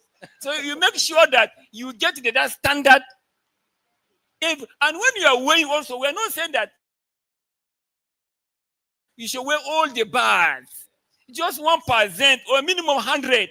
Any farmer that weighs less than 100, you are no weighing. There's no difference between you and somebody not weighing. And you weigh same day, same time. If it is today you are weighing and it's 8 o'clock, the following day, like today, Wednesday or Thursday, next Thursday, same 8 o'clock. If following Thursday, you weigh 9 o'clock, wrong. Is that right? Same time, same day. And weigh the birds around the angle. Please. And from day 1 to 4 weeks, weigh in bulk. But immediately from 4 weeks, weigh individually because you want to know the uniformity of the birds. That's what you have said, Abi? Yes. Very key. Please, these are small. And he mentioned 6 weeks sorting. Do you know about 6 weeks sorting? Do you know why 6 weeks? My brother, you know, they are rushing him. This please, let me tell you, my dear farmer, by 12 weeks, layer has attended 95% adult structure, 75% ready for lay. That's what I say. By 12 weeks, layer has attended 95% adult structure, 75% ready for lay. That's why I said that make sure you start sorting at 6 weeks. So that if you sort at 7, 8 weeks, it's wrong. Telling me today. Anybody sort at 8, 9 weeks, you don't know farming. 6 weeks, because so that you still have 6 week window. So that the other one can get the weight. So that all of them will be 1 kg. That's 1 kg at 12 weeks. Please, that sorting is very key. That's what you have say here. I think I'm okay. So, I will see doctor. Thank you for listening. Thank you, sir. Thank you so much, sir. Okay, so I'll be calling on the keynote speaker too. That's Dr. James Baba Wageti. His topic is exploring strategic plans and factors influencing broiler growth and quality to achieve sustainable poultry production efficiency and profitability. A round of applause for Dr. James Baba Wageti. Thank you, my slide. Yeah. Great farmer. This is a topic I will rush. This is a topic I was told to come and present umbrella. I also have umbrella farm, and most of the umbrella farm in Lagos, Southwest, I consult for them. Even outside the country, I consult. So please, next slide. Let's go before. Okay. I want us first slide. Up. Sorry, up. You are rushing. Augusta from beginning. Sorry. First of all, I am Dr. James Baba Wageti, a farmer like you. I am the GM at Demo. We're not selling Kepro, Talodos, all these Kepro products. So I'm the GM there, and I'm also the GM of the farm. So I'm managing 2 farms, and I want to appreciate. And I came with my friend, my colleagues. Dr. Josiah is the one in charge of Abuja. Oh, stand up, let me see you now. So first of all, I want to appreciate the management and staff of Farm Alert for inviting me to come and share my little knowledge with farmer. If I don't want to come for 1 week, they say, please come. I say, no, I have pressure of work. But after Femi is my good friend, I said, okay, that's why I came today. So let me start my presentation. I want to go into another angle. This chicken were either broiler or layers. I want us to understand that chicken was originated from Southeast Asia about 8,000 years ago. Next slide. And the reason for domestication is not to produce chicken or meat, not produce egg or chicken, but it was for cockfight. The reason for chicken before was not to produce meat or egg, but for cockfight. That years. And that time, that was the world first spectator sport in the world. Cockfight was the first sport in the world. Not within football we are doing. Not volleyball, it's the cockfight. Next slide. And look at, that is in India, Hanover, that is lockdown 1784. Look at how they are watching. Cockfight in London, 1806. That was the first reason for chicken before. Next slide. But let's clap for women in this house. Let's clap for the women. Let's clap for the women. Women was the first to start commercial business in the world. Whether layer, broiler, it was a woman that started commercial poultry business in the world. And because when there was cockfight, American government, not now, later, American government banned the cockfight.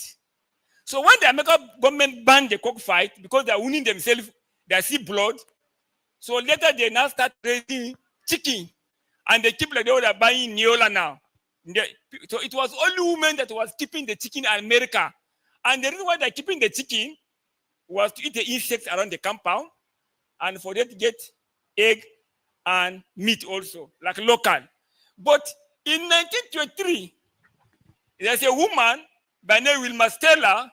She asked for 50 chicken to keep in her compound.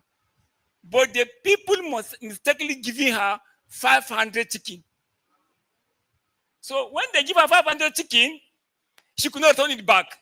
She now quickly made a wooden cage. And that was the first poultry pen in the world. And that poultry pen is still alive to date. American government preserve it. It's a site in Georgia up to now. So by 1924, she went back again. She made money. She went back and collected 1,000 chicken. By 1925, the husband quit his job and joined the woman in the business. By 1925. By 1934, already they have raised 7 million in the minister. But there was a problem. In America, those times, they only sell the chicken only on Sunday. You know, in market. You know, there's a place market like here. Perhaps they were 1 week. So it was only on Sunday they are selling the chicken.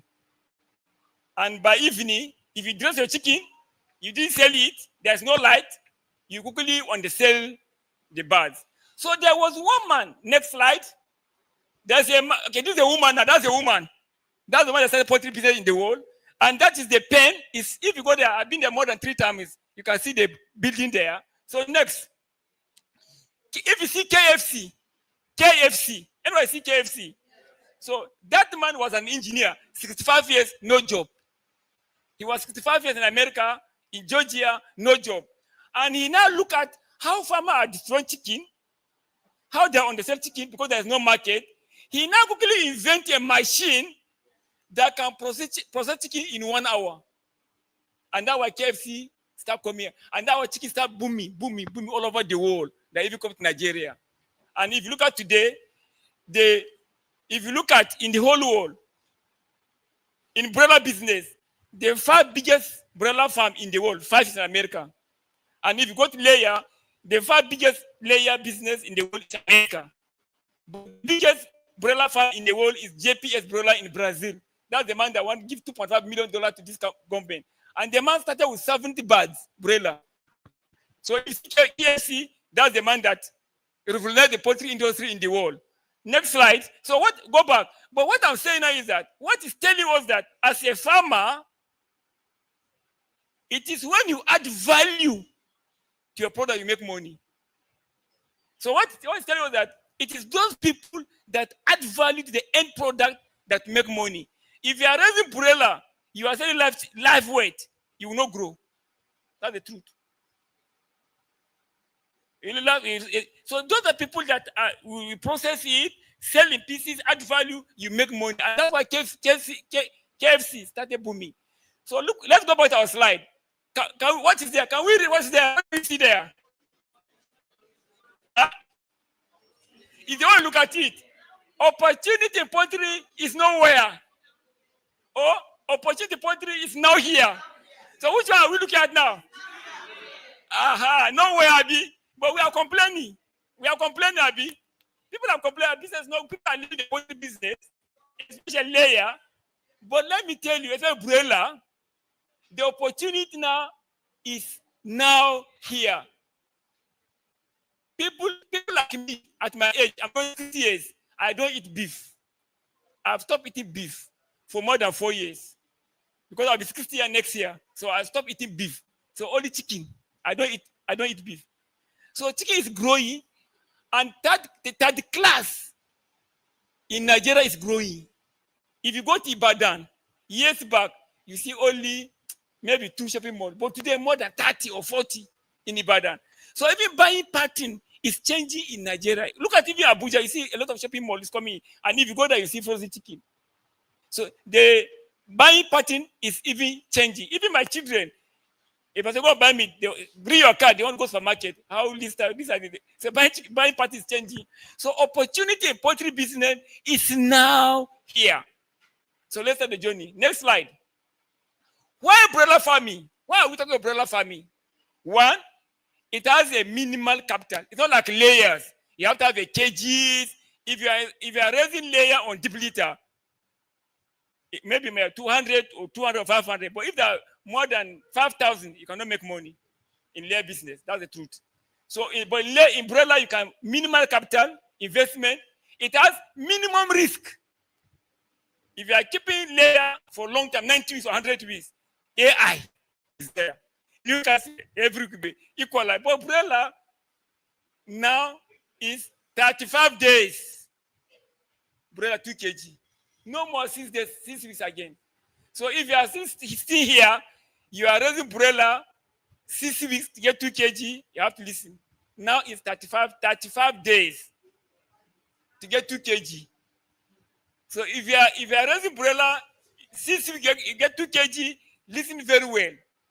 Our target is 35 days. Okay. It has also around the year, it has those stem cells. Are we together? So next slide.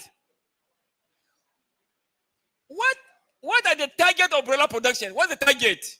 Number one, live body weight. Number one. Because before you go and book for day-old chicks, you must have a target.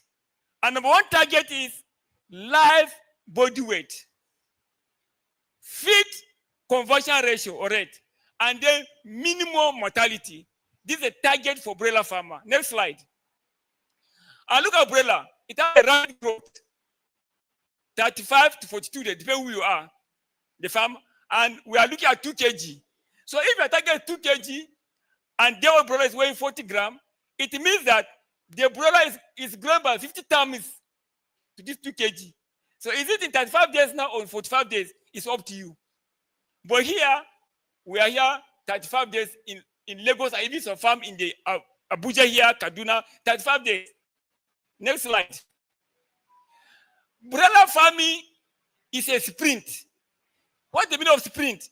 Going so fast in short distance.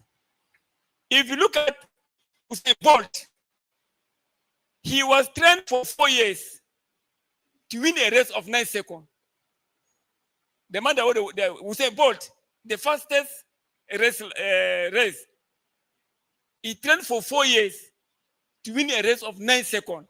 So it's something like it's umbrella business. So that means you have to go or go very fast for short distance.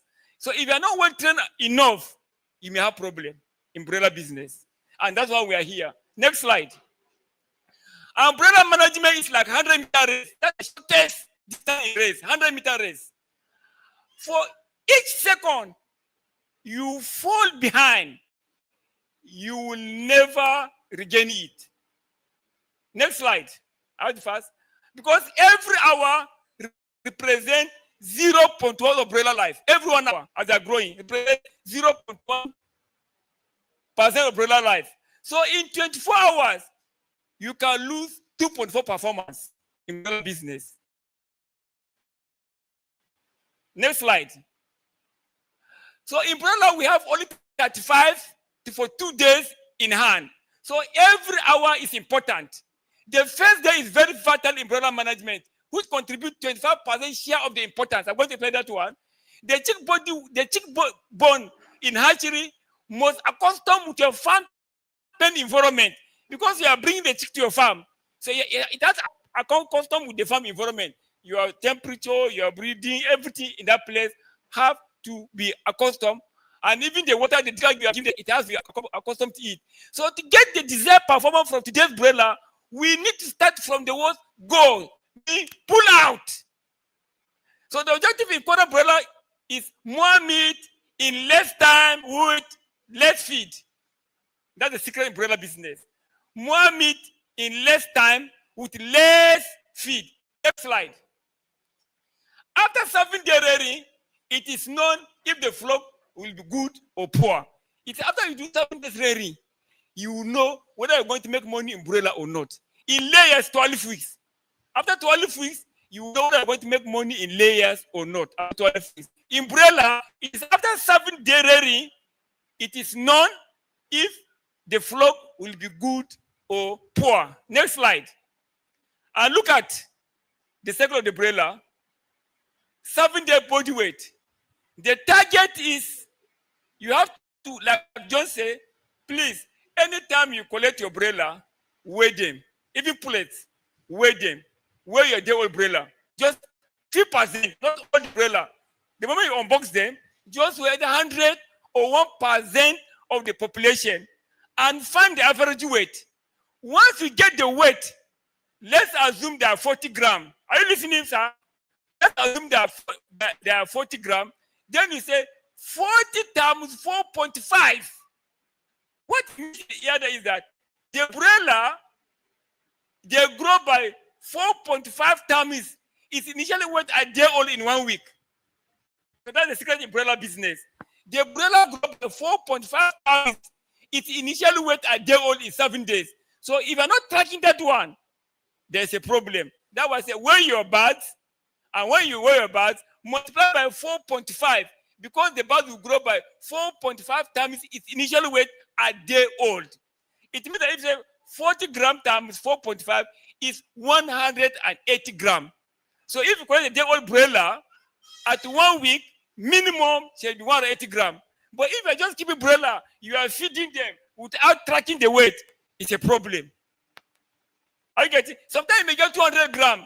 It means that the broiler is 45 grams or 47 grams. So always weigh. But next slide. Next slide. But these are people, what we are doing now.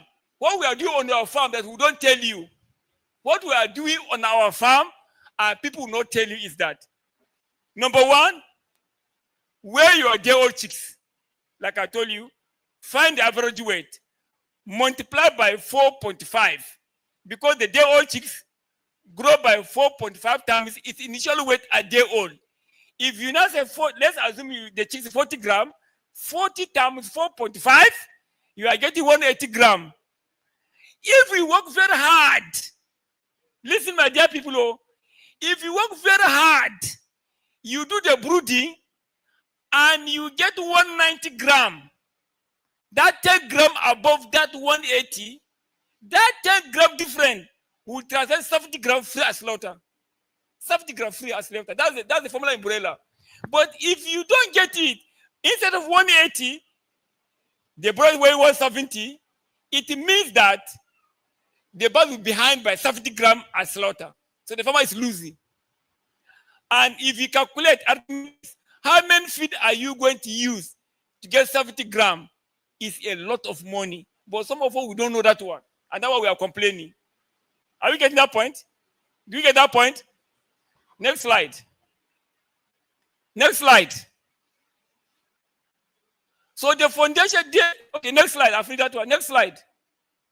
Look at number of days required to reach 2 kg. Every year, we have found a research. Every year, to get 2 kg broiler is reduced by 6 days every year. So by 2030, go and mark it. Dr. Wage say here, by 2030, to get 2 kg will be 28 days. Yes, because every year, to get 2 kg is reducing every year. Yes, every year to get 2 kg. So if you're a broiler farmer today, this year is 6 weeks. Next year, 6 weeks, you don't understand the business. That means you don't understand the business. So every year, to get 2 kg umbrella is reduced by 6 days every year. And nothing changed. You are not using hormones. You are not using drug. The most important thing is the management and the feed. Finish. So, come on. There's testimony here. Testimony here. This is a doctor. Great farmers. Great farmers. Dr. Wageti is saying by 20 what? We'll get 2 kg at 28 days. Myself standing here, I am getting 2 kg at 28 days. I am telling you. I have proven it. It depends on the feed you are using and the management. I am telling you. So we are not waiting for 2030. Okay. But better than that, Queue in. You will get it. 2 kg, 28 days. I promise you. If it doesn't work for you, call me. Thank you. You can see. You see?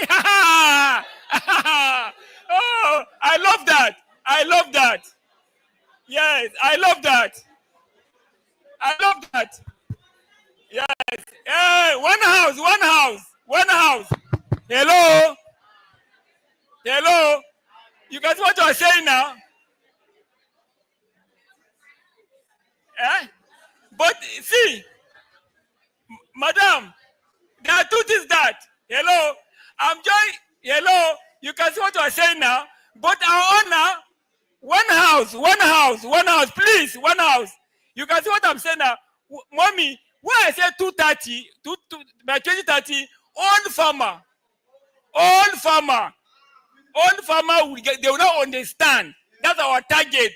That by 2030, all farmer will get 2 kg at 28 days. But the problem now is that, madam, hello, there's one point there. There's one point.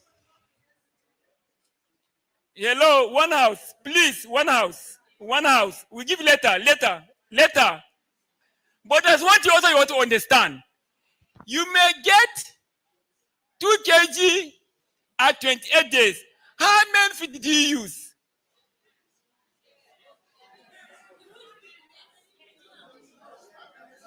Like 29 days. Madam, come. Okay, sorry. You said 29 days, Abi? Talk. This is the chicken. Yes? At 29 days, I got best weight 1.5.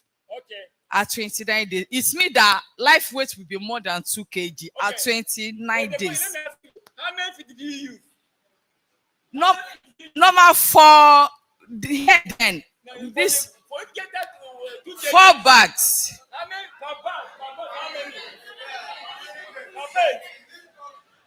How many? How many one bag? Hello. This picture is when I started poultry. That is why I kept it. No, the question number. I was doing one carton here. Hello. The question now is that mommy got 2 kg at 29 days. The problem now is not bad. How many one bag eat that feed get that one? That's the angle now. How many feed, kg of feed used to get that? Yes, that's another one angle.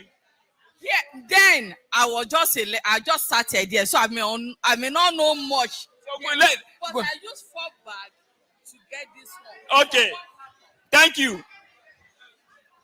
So it's okay. No, we'll come back to that. Okay, next slide. It's very interesting. Okay. Hello. One house. Let's get it very well. Okay.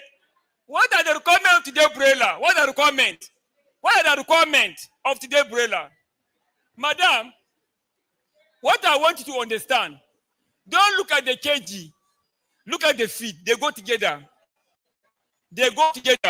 Because now, 35 days with 3.2 kg of feed. 33 days with 3.2 kg of feed.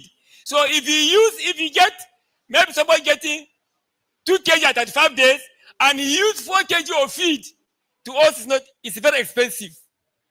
Very expensive. Because we are just using feed for them to eat too much, for them to grow. So let us know how many feed the birds come. Very important. And the comment of today's broiler, nutrition, very key. Husbandry practice, very key. Biosecurity, very key. You may get a good feed, but the feed handling on the farm is very key. Husbandry infrastructure, temperature, ventilation, water quality, data management, and welfare of the birds. Biosecurity, disease-free flock. These are the requirements of today's broiler. Next slide. And there's requirements, there's needs of the chicks. Even pullets. The requirement for the chicks, there's the need. What do they need? They need 4 things. Disease-free house. They need fresh feed. They need fresh water, and they need comfort. What are the comfort of the birds? Whether plates or umbrella, what are the comfort? Can one say, what are the comfort? They need comfort. So, let's see it. They need comfort. Next slide. These are the comfort. If you're able to give the requirement of the birds, the needs of the birds, the comfort of the birds, they will grow very fast with their feet. And what are the comfort? Temperature, light, bed, ventilation, and air circulation. This is what they need. Nothing more than that. Next slide. And in brother farming, hello? This is search I've done for 24 years. And this search they're even using outside. Number one, shade preparation. That pen you are preparing before you receive your day-old chicks will come, it impacts 25% of the growth rate of the birds. Even before the birds have arrived, the impact on the growth of the birds is 25%. That pen preparation. So if you're better, like I don't know here, but in the Southwest, we use wood shaving. I don't know here. And most of the wood shaving here, okay, I don't know, but what we discover in the Southwest, please, one house, mommy, one house. Please, mommy, one house. In the Southwest, I don't know here, they will cut the wood, that tree on that day, and they get the plank and the wood shaving. So the wood shaving is already 35% moisture. So if your chicks are coming next week, and maybe tomorrow, and that time you are getting wood shaving, there's a problem. You have coccidiosis. You can see the impact. So that shade preparation is 25% impact. Umbrella, brooding is 50%. Brooding is 50% umbrella. So if you want to get best umbrella, you have to apply 50% of your time in brooding. Then growing, only 10%. Then finishing, 50%. But security is key. So that's formula for breeding. If you do that one, the birds will grow very well in short time with less feed. Next slide. Look at broiler. If you look at the broiler, it's 2 stages. Even plates, there are 2 stages in broiler. There's developmental stage and there's growth stage. Listen, look at very well. There's the time the development in hatchery. You can see up here. Then there's a growth stage.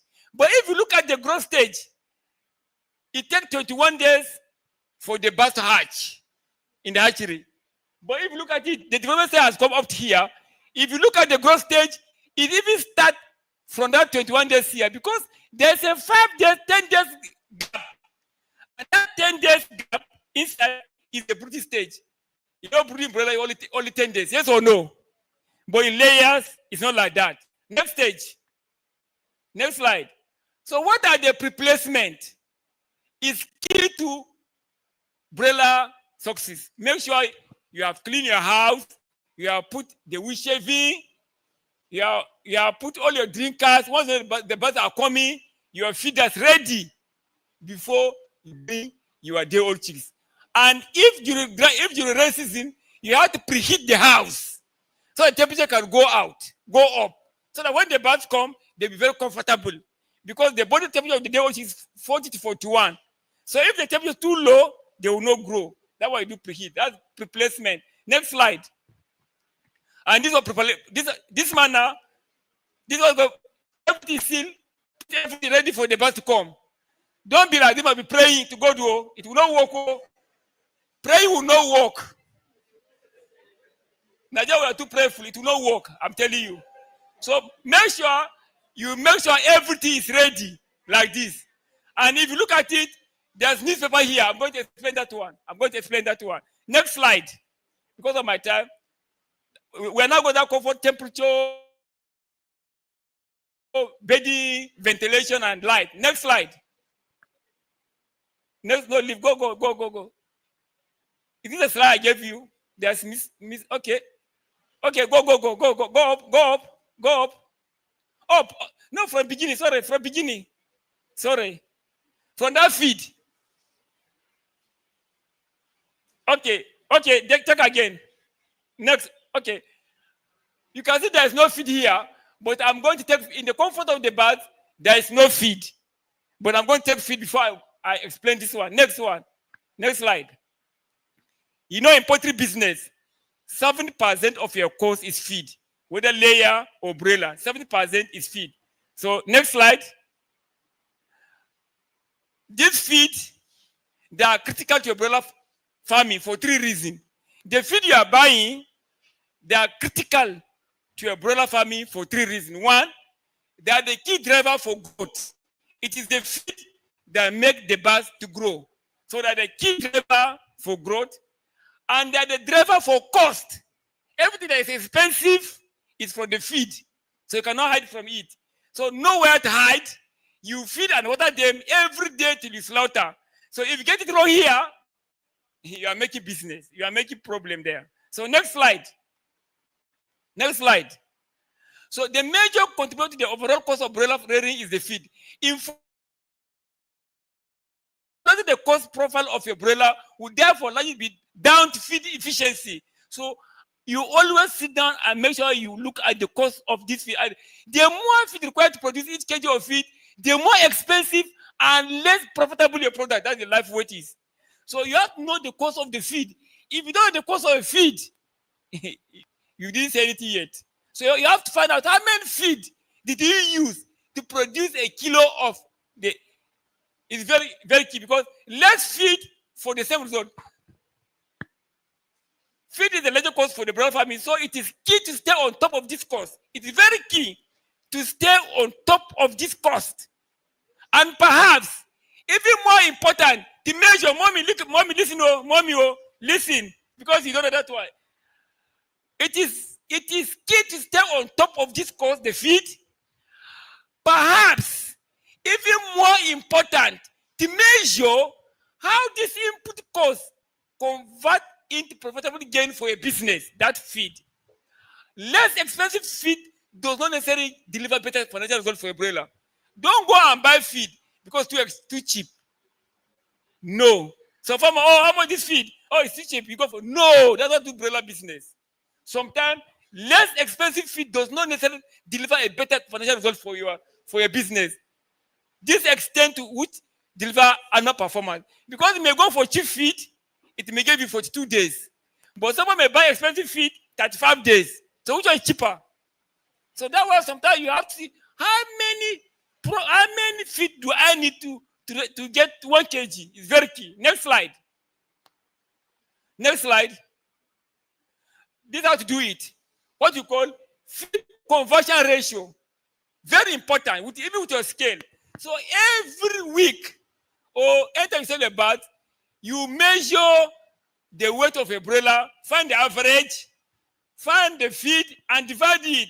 It will not give you the feed conversion ratio. Look at what happened here. The farmer gets 2 kg, and she used 3.5 kg of feed to get her 2 kg. That's what you want now. Don't say I have 2 kg in 19 days. How many feed did you use to get 2 kg? And just with your scale, this farmer now used 3.5 kg of feed to get 2 kg. If you want to interpret, if that's a 3.5 divided by 2, it will give you 1.5. That's what you call feed conversion ratio. So what it means is that for every kilo of chicken last mass, feed was consumed. That's what you do, how to calculate broiler. You just divide, just like Dr. John divided on the egg. It's the same thing broiler. Feed conversion ratio. If you don't do it, you just look at the 2 kg in 29 days. But how many feed did you use to get that 2 kg? That's the cocoa thing. That's the most important thing than get 2 kg. That's very important. And every day, get your scale, get the weight of your broiler, get the weight of feed you use, multiply.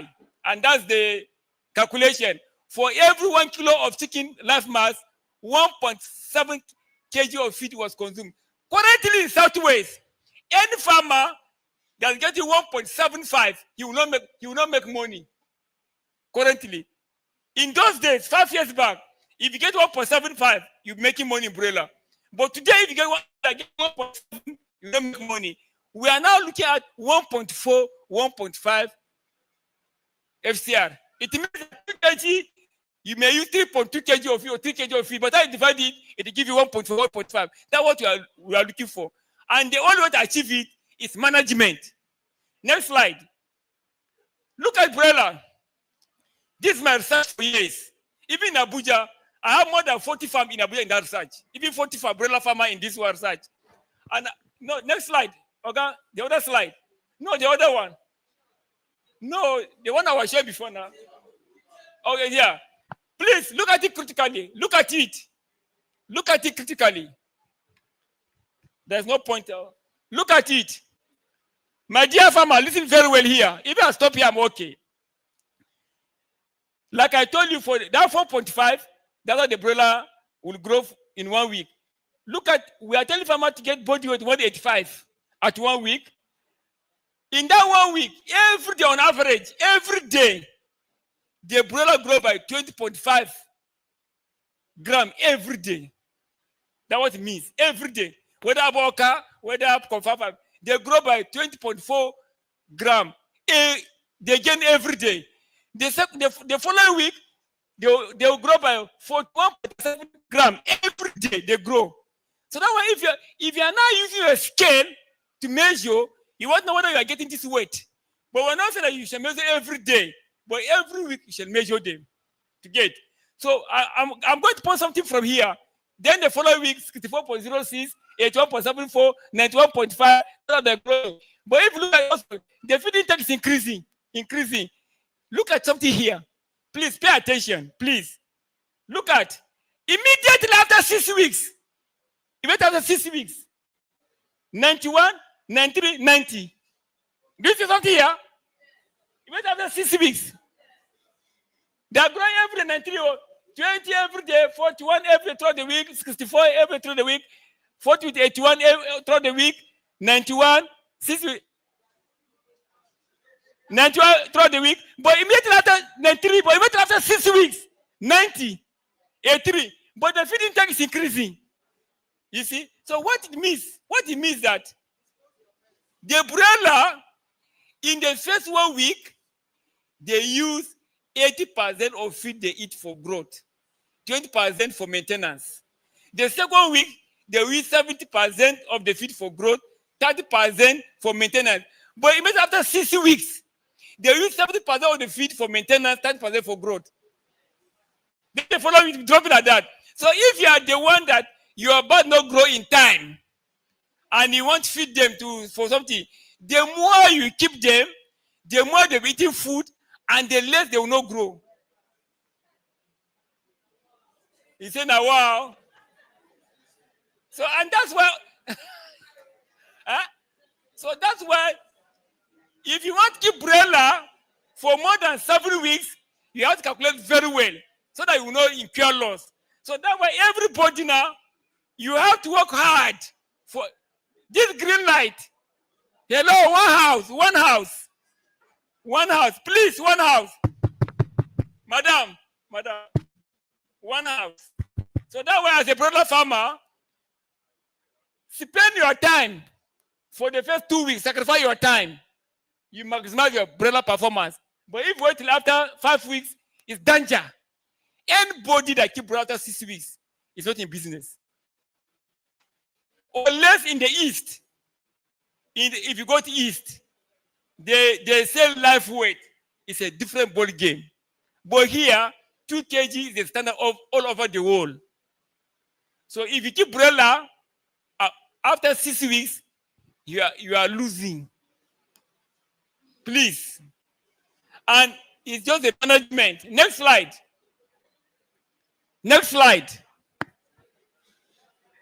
Hello? So please, for those that anytime you want to go to Dr. John or Ileko, listen, the day you want to collect your day-old chicks, the day you want to go and collect your day-old chicks, don't waste time. The moment you collect your birds, collect early in the morning and go home. That's the day you go and start buying drug. You start buying vaccine. You start buying feed. You start going to the market to buy something. It will not work. Make sure that early in the morning, collect your birds and keep your farm immediately. Because when they hatch the birds, the lung is working, the heart is working, but the GIT is not working because there's no food inside. So it's not working. And the GIT of the birds is the one that can convert the feed to flesh. So if there's no feed there, there's a problem.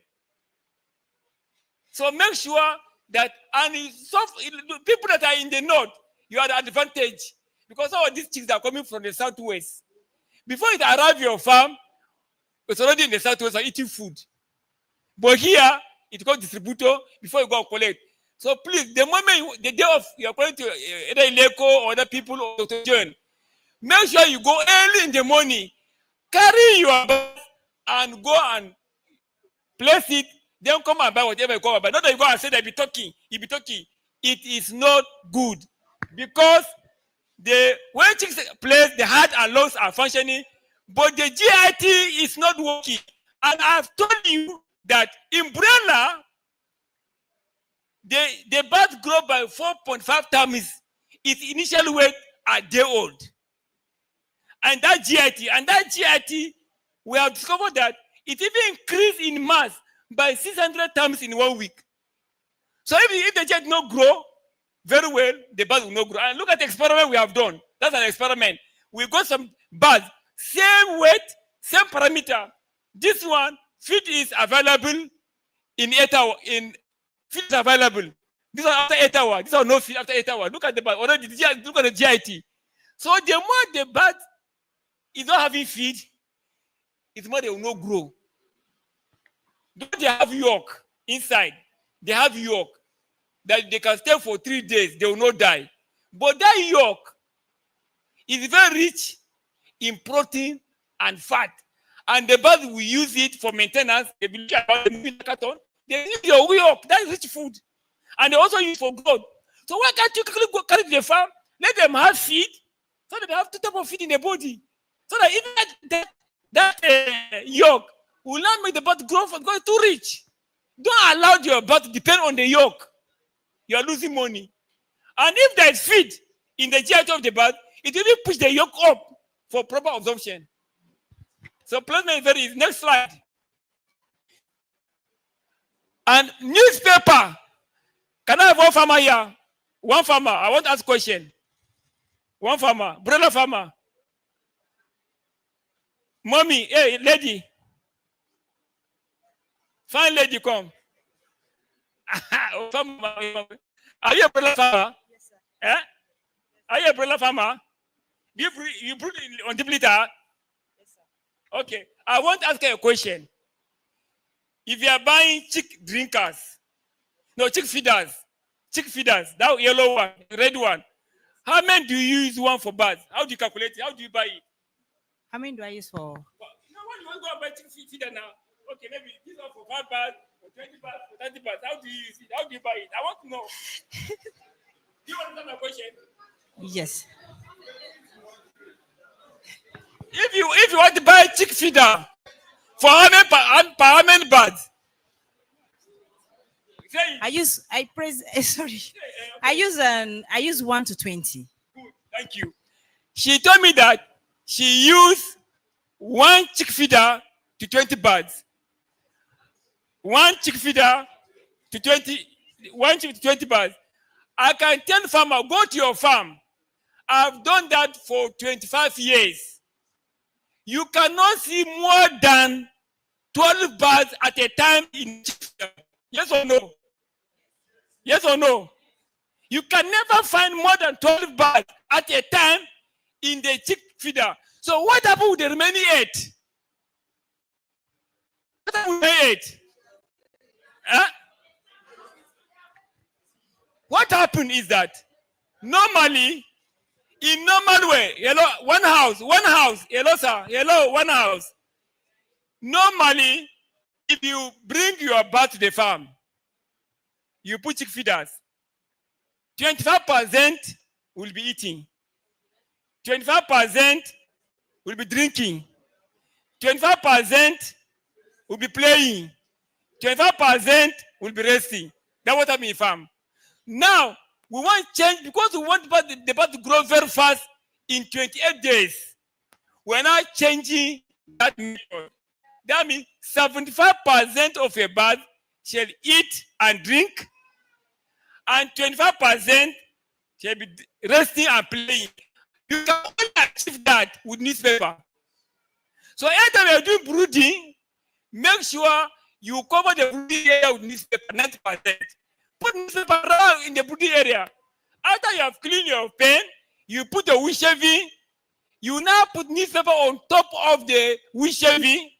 Put your drinker on top of the wood shaving. Put your feeder.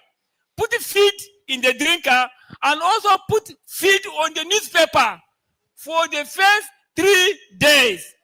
So if all the birds will have feed and water at the same time. So that was a chick paper is very key. If you are doing brooding, you are not using newspaper, the birds will not grow very well at the start. Are you getting it? So use newspaper, but remove it after 3 days. Come. Hello. What? There is no time for question. Let me attend to her. Yes? Sir, here we use brooding papers and the red. Yes, the same thing. It's empty. It's empty. My slide. Up. You can see now. See what I'm doing there. See paper. You put feed on the paper. You put feed.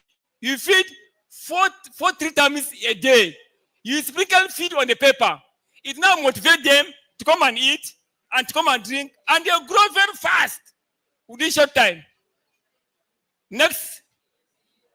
Because that early feeding, if you do that, all the birds will have feed at the same time, and that will early feeding increase chick resistance to disease. Early feeding improve breast muscles. Early feeding reduce mortality. Even mortality will go down. Early feeding improves chick infirmity. Early feeding can reduce chick dehydration and reduce mortality. Early feeding stimulates the digestive tract and increase internal weight of the day-old chicks. Your bird will grow very fast. Please use newspaper. But now newspaper, after 3 days, remove it. Don't keep for more than 3 days. And any newspaper that is wet, change it. But put feed on the newspaper for that 3 days. Not that you put the newspaper without feed. And stay at a distance and throw feed. Not that you put feed on the paper. You stay at a distance and throw feed. That will make noise and draw them to come and eat. Next slide. I think John has explained this one. Next slide. Next slide. Please focus on feed management.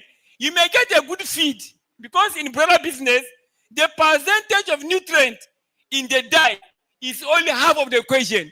Because you get a good feed for Dr. John, it's only half of the equation. A good feed is only half of the equation.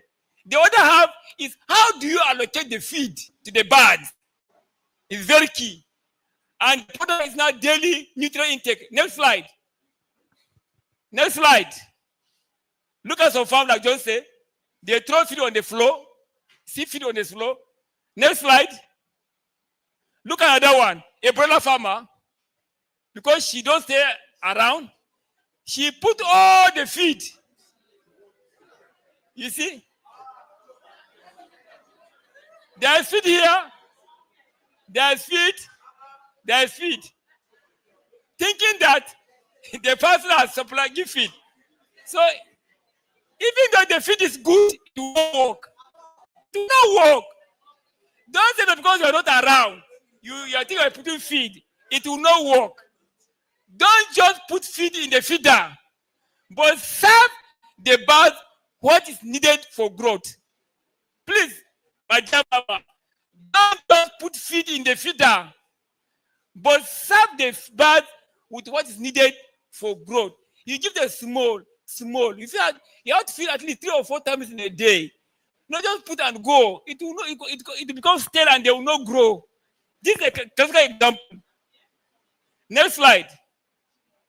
Water is very key John has explained that to us. But I'm going to explain more than. Next slide. Look at, go to your farm. Hello, farmer. Hello. Birds don't swallow water. Birds, both layer, umbrella, they don't swallow water. We human beings swallow water. Ruminants swallow water because there is a vacuum. But the birds don't address umbrella or a bird die. Look at it. You see a cliff in the bird. Look at here. You see a cliff. Go and look at the hard plate of the birds up. Any birds. Go to your farm and open the birds. If you go to your farm now, open the mouth. Look at the up one. You see a groove up. So because of that groove, it doesn't create a vacuum for the birds to swallow water. So the birds don't swallow water. They don't swallow water. Oh. And most farmers have an issue in production, in growth, in both layer and broiler. Chicken cannot swallow. There is a split in the hard plate, so they cannot get the vacuum to swallow. So they just tilt their head back and let us slide down the truck. If you look at the birds are drinking water, they'll do like that and do like that. So, but chicken has no problem drinking because of it. Oh.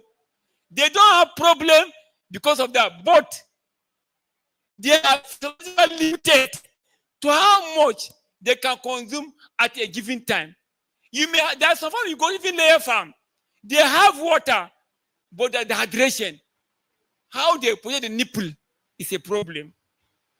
I can tell you 80% of farmers that rear birds on cage, they get it wrong. Quote me. Deep is even better. Because people don't know that techniques in poultry business. Next slide. I just drink a height as the birds grow so that they can stretch their neck to drink. Number one, birds shall never have to jump to reach water. The moment your birds are drinking water, the legs go up like that, there's a problem. So, birds shall never have to jump to drink. They shall be able to drink with their feet flat on the floor. Next slide. Look at, if you are using nipple, from day 1 to 1 week, make sure that the nipple of the pin, that pin, nipple pin, shall be at the same level with the eye of the birds. Make sure the nipple pin shall be at the same level with the eye of the birds. Once it's above or below, the bird will not drink water more, but you will not know. And water intake, dry feed intake. But once the birds are from 1 week above, let the nipple will be at the same, the nipple pin at the comb. That comb side. There's an angle that's about that one. That angle of the comb should be the same. The moment it's above or below, the bird is not taking enough water. Are you getting it? For those that are raising birds in cage, for those that are raising birds in deep litter like this, in growing birds, the water shall be at the same height as the chest of the bird. If you are doing brooding, that chick drinker, that place the birds are drinking, shall be the same level with the crop. That crop, the same. The moment the level go up or down, go and check. It's very those on deep litter. It's very easy to know. Go to your farm, remove drinker now. If you see water another place, it means that the position of a drinker is not correct. Go to your farm now, remove one drinker. If you see the place wet, it means that the position of drinker is not correct. The bird is picking it because it cannot swallow it, and the position is not correct. The water will come back again, but you don't know. Are you getting what I'm saying? Are you getting it? Because if not positioned very well, maybe it's supposed to be at the level of the crop. If it's down, they will bend like this, be drinking, because they want the raise up to swallow it, to tilt it, the water will come down. And the water, you see the water place be wet, and it be medium for coccidiosis. So make sure that level of the drinker share about the same level of the crop. They're not able to drink and tilt the head back. But as down. The next slide, the other slide, that slide, the other one. But for growing birds, that's why if you are doing brooding, you should have a plank that will be raising up every time the birds are growing. You'll be raising them up. And that's why if you are doing very well at that, you cannot see wind shaving inside the water. The moment that wind shaving at the water, it means the height is wrong. Anytime you are brooding and you have to remove wind shaving, it means the position of a drinker is wrong. That was telling you. But don't see like this. So you keep on raising them up as the birds are growing. You just make sure that it's at the level of the crop. But the moment the birds are growing, let this lip, this area for adult birds, let this lid be at the same level with the tail. Let it be at the tail of the birds. You look at the tail of the birds, that's the level of the drinker. You will not see water on the floor. You will not see wind shaving in water. And the bird will drink very well and they grow very well. Are you getting it? So if there is runt one among them, remove them to one side. If there are runt one, remove them at one side. Next slide. Look at that farm. Look at this one now.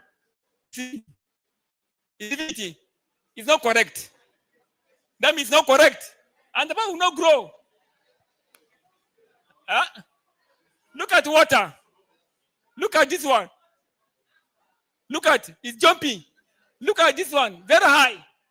So those birds now will not be able to tilt their head and drink the water. Next slide. Light is very key in poultry business. Next slide, because of time. Look at some farm. If you are using broiler, you are raising broiler, and there is no bright light, you have uneven growth. Some birds are ready for sale, other birds are not ready for sale. This is a small farmer now. You think you are giving the light, this one will eat. This one here, they will not eat. And in every gram they take, they convert to flesh. So you now have uneven growth. By the time you want to sell a bird, 10%, 20% are still, you are selling them. So make sure there is a bright light. Next slide. Look at this farm. One bright, look at that farm, dark. There's no way they will grow. So if you are running broiler, make sure there is a bright light that you can pick a pin all throughout the brooding pen. Next slide. Environment, temperature and humidity. Dr. John have said that one. But Dr. John, I want to, on temperature of brooding, during brooding, hello? In poultry, whether layer or broiler, the feed you are giving them, they will use for maintenance. What's left, they use for growth. Whatever you are giving them, they use the feed for maintenance. What is left, they now use it for growth. And that's why temperature is very key, and ventilation and humidity in brooding for them to grow. Next slide. And this is when we talk about brooding, who can tell me temperature for brooding? Temperature for brooding. What's the temperature for brooding? Temperature for brooding. Please come. Come, who say come? Please feel free. Feel free. Temperature for, okay, come. From my light, come. We have 3 people. I want to, how are you, ma? What's the temperature for brooding? For umbrella, for first one, we want temperature for brooding. 32 to 33 degrees. Madam said 32 to 33 degrees. Do you agree? Temperature for brooding, 33 degrees centigrade. Do you agree? Go and sit down. For that we explain. Sorry, sir. Okay. It's 32, 35. He said 32, 35. Do you agree? Okay, don't worry. Okay. 32 to 35. 32, 35. Do you agree? Eh? Sorry. Next 3 days, 35 to 36. 3 days. 35. Do you agree? So who said no? Who said no? No, 32, 35. Madam said 32, 35. Do you agree? How are you? So please listen.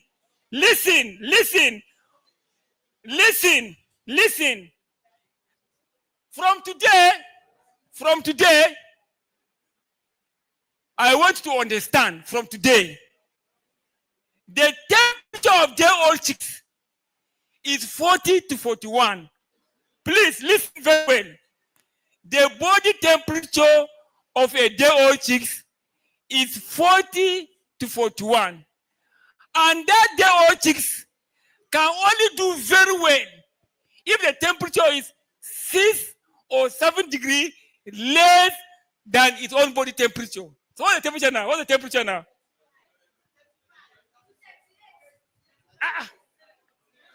John, come on here.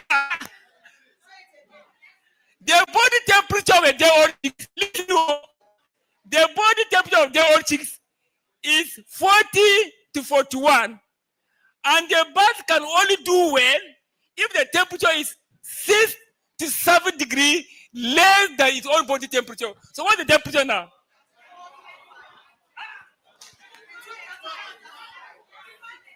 Great farmers. There are a lot of things about temperature. Please, the body temperature of the birds, the temperature of the environment, the temperature of the floor. Okay, in general, if everything is okay, first 5 hours, the body temperature should be at least 7 degrees lower than, or 6 lower than the body temperature of the birds. So, yeah. So the body, okay, thank you. Hey, 33 to 34. Listen, now, from today now, if everything is normal in the pen, the body temperature is 33 or 34. For the bird do very well. 33 or 34. 33 or 34. But let me go further. John, come on, stay here. Oh. But let me go further. John, let me go further. To go higher. You know, during John's presentation, he did mention of technical scoring. He needs professor to come and he said technical scoring for the first slide. Abi, let me tell you. One house. A day-old chicks from young parent stock, they need 34 degrees centigrade. A day-old chick from old parent stock, they need 33. But that was in general is 33 to 34. But in ideal situation, a day-old chicks from young parent stock need higher temperature because they are small to the ground. They tend to lose temperature very fast. That's what John was saying in his presentation. That was saying, sit down here. He said presentation. So from today, what the formula you should have at the back of your mind is that the body temperature of a day-old chicks in normal situation is 40 to 41. And ideal temperature is around 6-7 degrees lower than the chick's own body temperature. That's the body temperature of the day-old chicks. Are you getting the next slide? Look at maintenance. If the temperature is very low, the bird will use your feet to warm themselves. So make sure body temperature is correct. Next slide, because of time. Look at the bird, broiler. Hello, my dear, look at broiler. When the broiler they hatch, traditionally around 5-7, traditional period around 5 days. These 5 days, either pullets or broiler, they are one animal. They are like snake. They are like reptiles. Snake, frog, fish, they don't know temperature. That way, if they come out, they will look for and go into the river. But human being are one brother animal. We can regulate our own temperature. You can sweat. You can go and look for fun. So the day old chicks, when they hatch, they are cool-blooded animal. They depend on you for temperature, not themselves. They depend on you to give them their own temperature. That's why you're doing brooding. Till after 5 days or 10 days, they'll not be okay. Because at that time, they're not producing heat at all. Till after 5 days, they start regulating their own temperature. So they depend on you to regulate their own temperature. And if you don't give them the right temperature, they will not grow. Next slide. Next slide.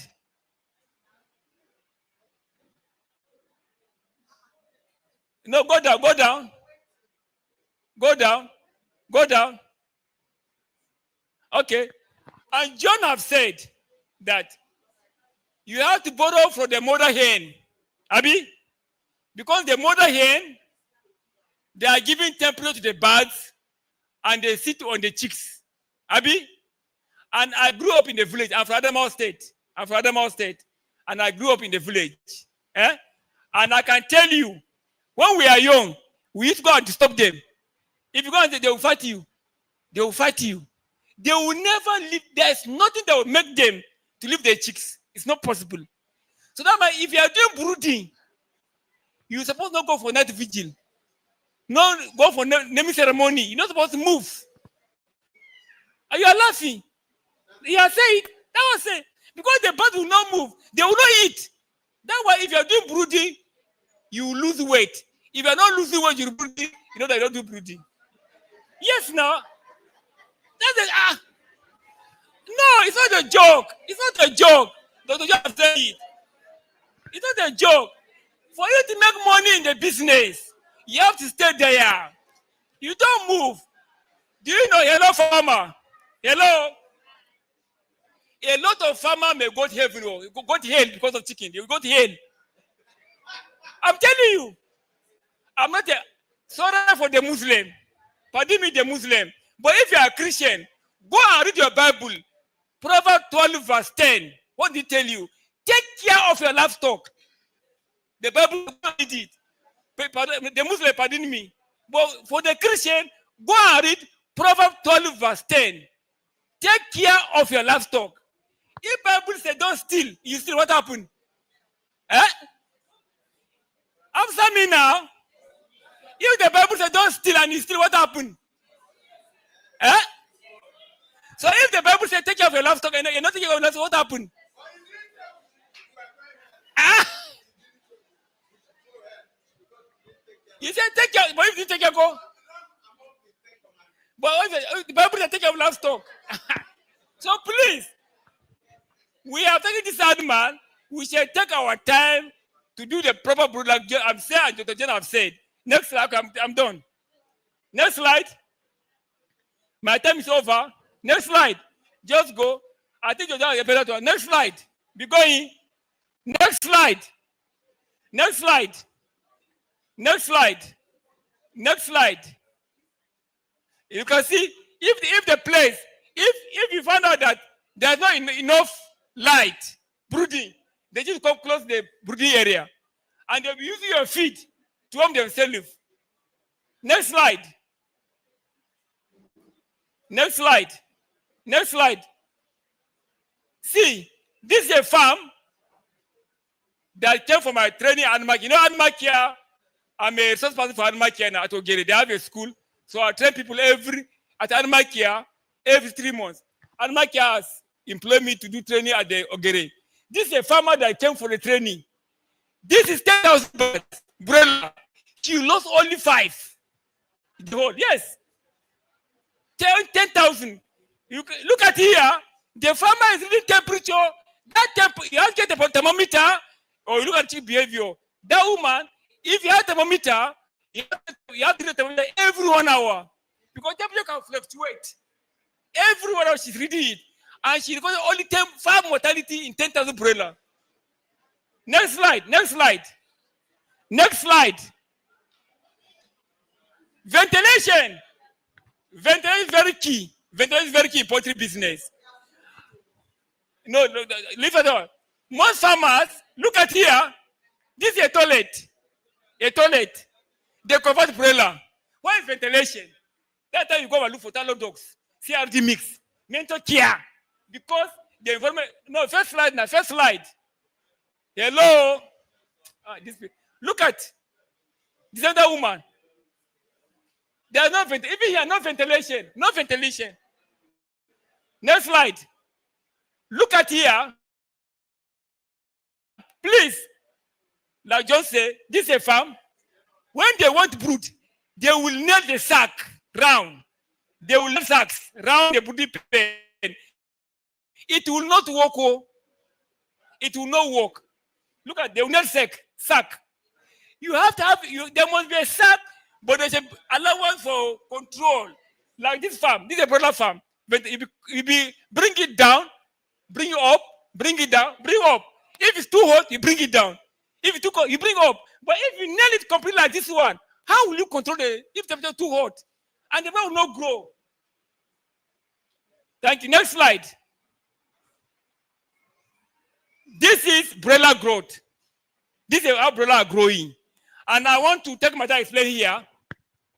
First 3 days in Texas, you explained that to Dr. John. But what I want farmers to understand, from day 1 to day 15, don't use irofloxacin for broiler. Iro.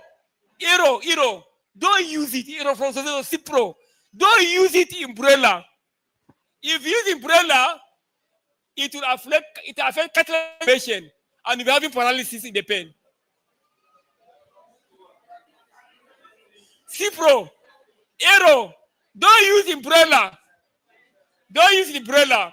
If you use the broiler, you see paralysis. You're not going to look for calcium. Because the Aero affect cattle formation and it affect the growth of the broiler. If you want to use Aero or Cipro, use after 17 days. Please. I don't have to explain maybe later. There may not pen 3, pen profit, okay, but not Aero, not Cipro. That liquid one. Cipro or Aero, like Chemfloss, Aero. Don't use for brooding or Aero more.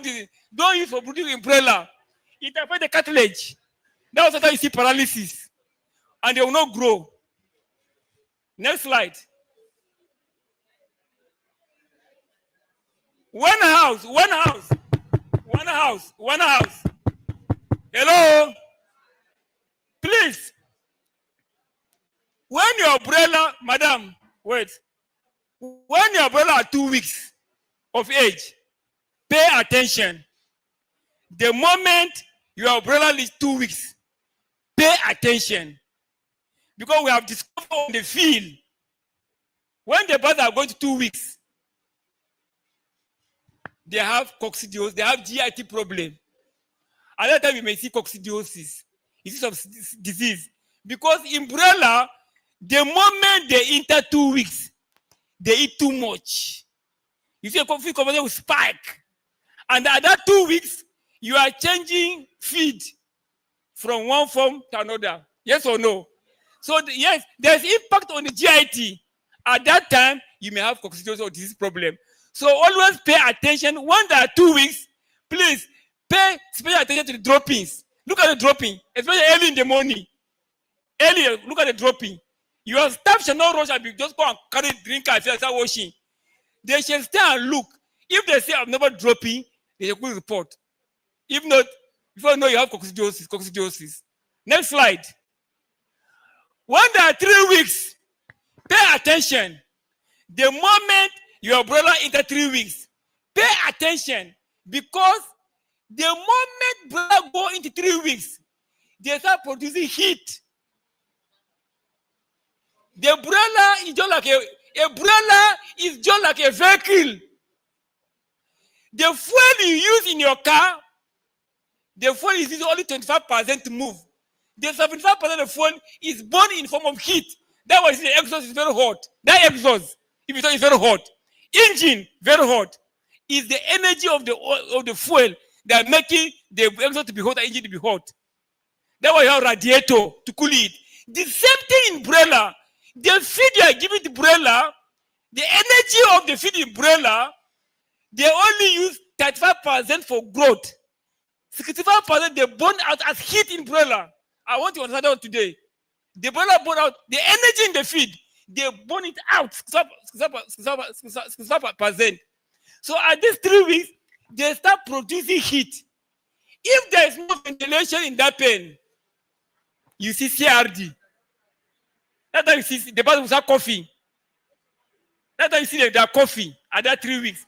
Because they are producing too much of heat. And if there's no ventilation, the lungs is too small. Because of the broiler, they will not have CRD. That's why most CRD in broiler start at 3 weeks. Yes? So if you have said 3 weeks, it means your ventilation is not good. So pay attention when the birds are 3 weeks. Please. Next slide. The moment your birds, they are going broiler, they are going to 4 weeks. You see the place fill up with broiler. Before you see the scanty, immediately 28 weeks, you see the pen is full. Have you noticed that one? At that time, they don't move far. They'll be resting. You see, they'll be resting 4 weeks. They are putting. So at that time, litter don't dry easily. At that time, because they sit on the litter and they drink too much and they be panting. If care is not taken, you'll be having sudden death, no sickness. You see death. No, so you have to be very careful. Ventilation at that time. Make sure everything is okay. Make sure, because if there are sometimes you don't have humidity in the north, but that's an area you have humidity. Sometimes you pack it today. After 3 days, it's wet. 3 days, it's wet. So make sure ventilation is very key at that point in time. Next slide. Litter is very. Avoid introducing wet or damp shaving into the brooder house. Pay attention to area near drinkers and feeders. Next slide. You see some people, some farmers, the moment you are raising broiler and you are seeing the flow, you have failed. The moment you are using broiler and you can see the flow of the broiler, you have failed. Yes. Look at this one now. Look at it. See the flow here. You see the flow. See. And such farm, the broiler will have paralysis. Because it's coming to the flow. There will be paralysis. So make sure the litter is well deep, dried. Next slide. You see, keep the litter in optimal condition by raking daily. You keep on raking it. You know the litter. You know the litter. You see? To be dry. Next slide. Next slide. Can you play it's a video. Can you play the video? Play the video. It's a video. It's a video. Can you press down? This is a broiler farm, 400,000 broiler. 400,000. 400,000. They are raking every day. Please, can you play the video? Yes. In Osun State. I have a farm at Akozol, 400,000. I have another one in Oyo State, 350,000. I have another one, 380,000. Broiler is growing up in Nigeria. They are growing. Please, can you play the video? The video. Okay. So here, they are raking every day. They are raking. So please, keep on raking your litter. Keep on raking your litter. You can't. That show me what that rake. Keep on raking your litter. Be changing it. They will grow very fast. Rake your litter and don't disturb them. Before you know it, they'll grow very fast with less feed. Next slide. Next slide. Okay, see this movie. See how they're raking. You can see they're raking. See how they're raking the litter. See how they're raking the litter. See, you can see them. In each pen, they have 5 workers just rake litter. In each pen, 5 staff just rake litter. 5 pen. You can see. See now. See. You see how they're raking litter. Here, by 32, 35 days, we slaughter all the birds at the same time. 400,000 we saw at the same time. No one run, no run. This is our product. Snap that one. Snap. CRD mix. We have Coxy Pro. This one is for coccidiosis. This one for coccidiosis. For Coxy, 1 gram to 4 liter, to 5 liter. So these are medicated 500 liters of water. Coxy Pro. Then we have CRD mix for CRD. She can one is drug. It has Broxine inside. This one CRD mix. Next slide. This is mental care. It's a natural product for Harmattan. It's a natural product that you can give to the broiler. Let me tell you something. Eh? Hello, farmer. This broiler in 1930, by 1930, to get 2 kg, it takes 112 days and 94 kg of feed. After 20 years, by 1950, to get 2 kg, it takes 86 days, 6 kg of feed. 1970, after another 30 years, it coming down like that. So now, 2024, to get 2 kg, the bulk can eat 3.2 kg of feed to get 2 kg in 35 days. What it means is that in the broiler, the bone, if it has been modified, the muscle has been modified, all the organs have been modified. The only organ that has not been modified is the lung. Because the lung of the bird ends in air sac. So they cannot modify it. So broiler, you find that the broiler is like you put carburetor of a Camry in a truck. That way broiler can easily come down with CRD if there's no ventilation. They can easily come down with CRD because the lung is too small to carry the weight.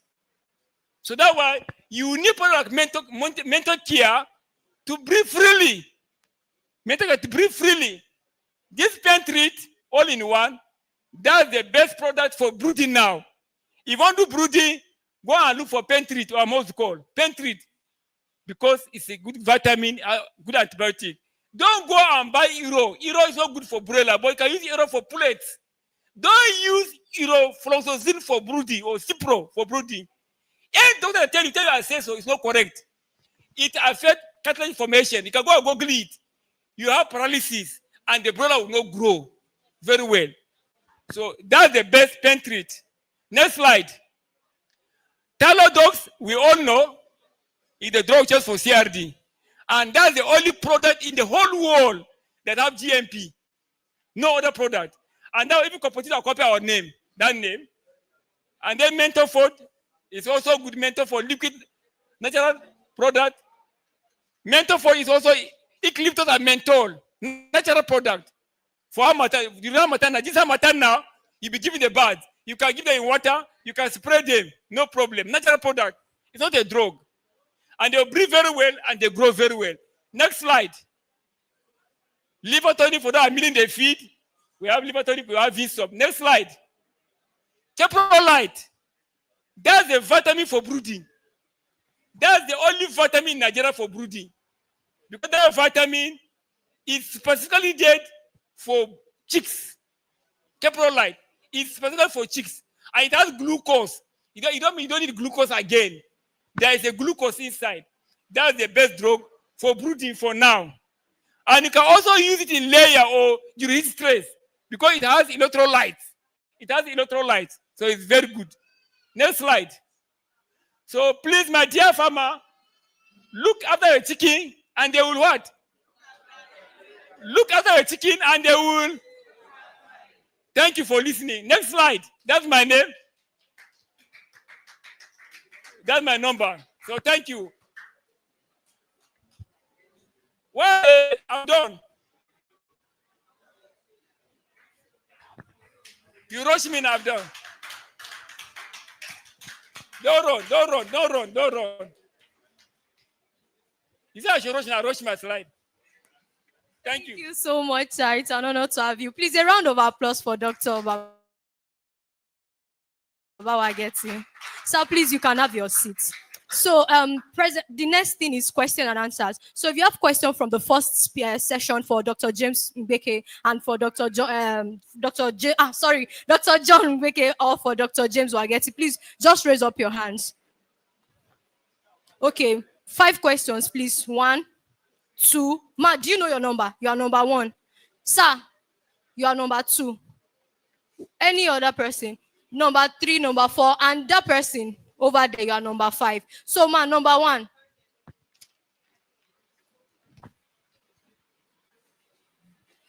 Please, the keynote speakers, please just help us to note the questions when everybody is done answering the question. And ma, when you want to ask the question, direct the question at the speaker that you want to answer the question. Thank you. Good afternoon, everyone.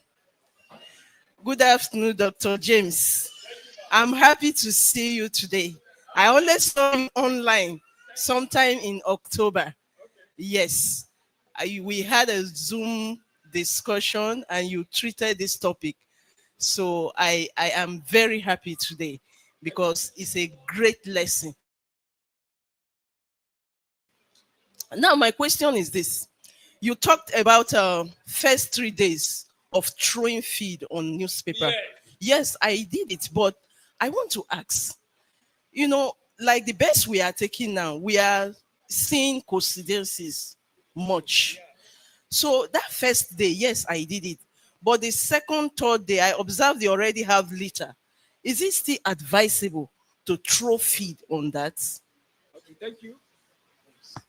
Are you okay? I want everybody to ask their question. Number 2, sir. Thank you very much. My name is Olani Rolawale. I actually have a series of questions to individuals, even concerning the Poultry Association of Nigeria, the representative. I also have a question for you. I don't know if I can ask. Thank you very much. I should not ask. Okay. Okay, so I want to ask either doctor, the 2 doctors, anyone that can. I want to ask concerning housing, especially for brooding, for layers. I want to know per square meter, for if you want to raise brooding for like 2,000 beds, how many square meter required for those beds to be on the ground? Because of to manage the heat and also feed intake for us to have a maximum feed grams. Thank you very much. Thank you so much, sir. Please, number 3.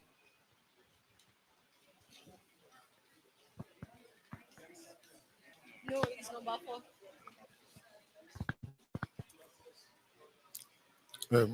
Good afternoon, our special guest and our able motivator, Dr. John. My guy, this one, my guy in B. And they see him every day. But you know, say when you are seeing somebody every day, sometimes you start insulting him because you are used to him. Sir, I greet you. My question goes this way. One for my doctor. Please, I discover, you see, I do practical and I lose money while doing practical. You know, I always tell you. These birds have characteristics and they respond to that effect, to the feed.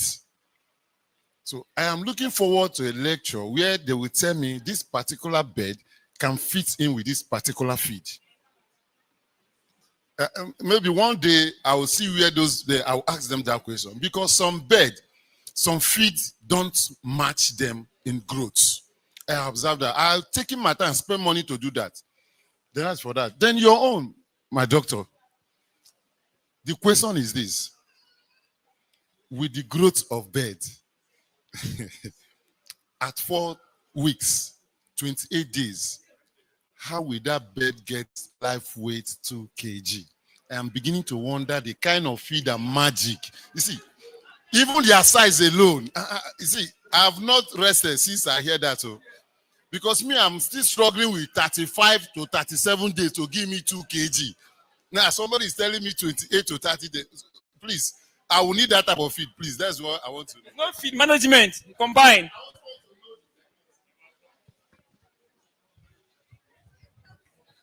Good afternoon, everybody. Dr. John and Dr. James Obawageti. You are welcome here.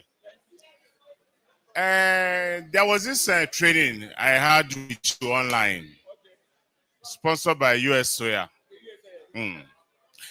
I remembered I think the training before the one that you featured, a certain veterinary doctor of repute, very old man, said pullets are better debigged at 14 days. I took him up with it. I sent a question to him and he said, no. That it has been like that with him. If you do it this way, do you know what? My last batch of birds on the farm, I told my boys, we are debigging at 14 days. We couldn't do it at 14. We waited on the 18 days. Now they are dropping. And I think the mortality we've gotten so far has been too related to pecking. Pecking now, once they drop egg, they'll be ventilating.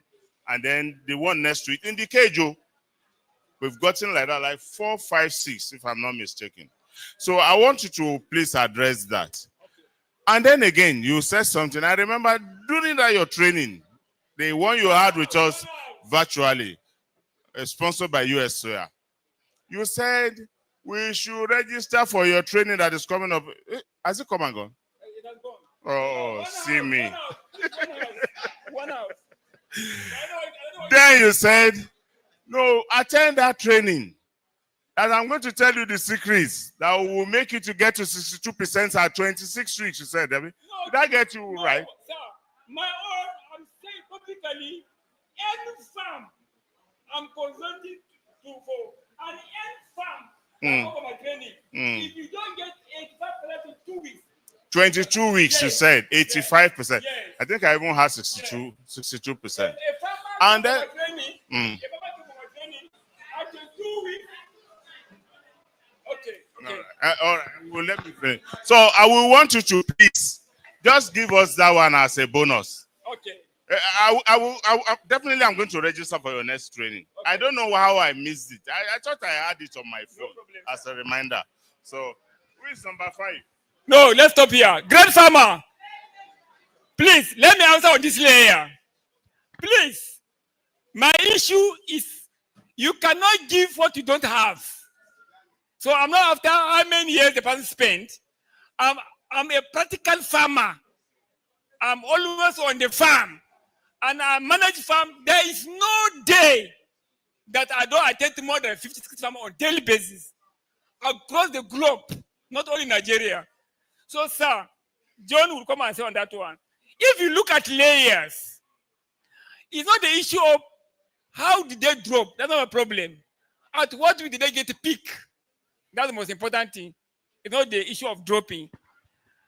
And like we are keep on emphasizing, that 5 weeks, let me start with 5 weeks. That 5 weeks, Dr. John emphasized, is a very key point in layer. That 5 weeks determine even size of your egg. At 5 weeks, the rafter of the birds has been formed. If you are building a house, before you put a zinc, there will be rafter. So if at 5 weeks, the rafter is not formed, the muzzle cannot form. That's the sheet. So make sure you have the rafter. Make sure you get, when they get 380 grams at 5 weeks, it shows that the carcass is well developed. By 7 weeks in layers, that's the highest growth rate for muzzle and scatter system. That's the highest growth rate for muzzles and scatter system. That's the highest growth rate. That means when the carcass has formed, that means the muzzle has been formed very well to go. And I said that 12 weeks, like 999, which is 1 kg, that's what you call inflection point in layer business. At 12 weeks, the layer has attained 95% adult structure, 75% ready for lay. After 12 weeks, nothing is happening in poultry again. What's happening is the medulla bone, the fat deposition, and reproductive system. Nothing happen again. So, and that's why once your births are 12 weeks, you have attained 1 kg, 85% infirmity. Don't allow anything that can bring the weight down. Even transferring birds from in the same farm, from deep litter or from rearing to laying section, you lose 100 grams, whether you like it or not. The same farm, I've done that one. It's a science, not you can't see it in textbook, not textbook. If you transfer bird from your rearing farm to a laying section, the bird will lose 100 grams, and that 100 grams the birds are lose, you have lost feed of 1 day feeding free. That's arithmetic. That's why we tell farmers that if you are transferring birds, transfer birds in the night.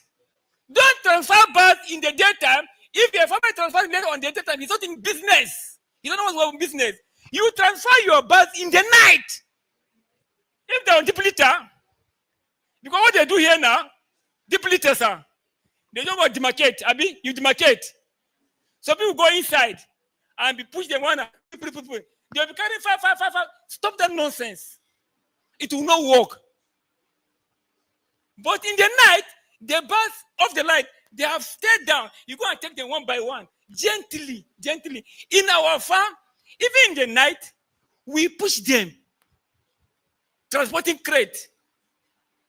Because of far. Even the car, our transporting car has the best shock absorber than my car. Because if there's go up, stress on the bird, we don't want. And not every staff we use for catching birds.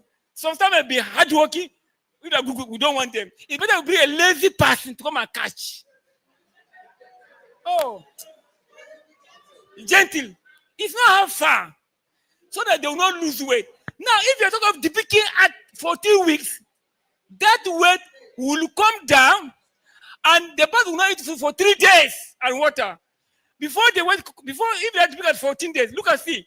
If Dr. John, you're my mentor, you're my mentee, you're my mentee, and you can correct me on the same level now. You're my mentee. Sir, listen, farmer, listen.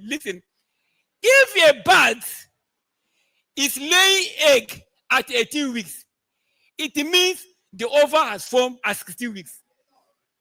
So how can you depict at 14 weeks?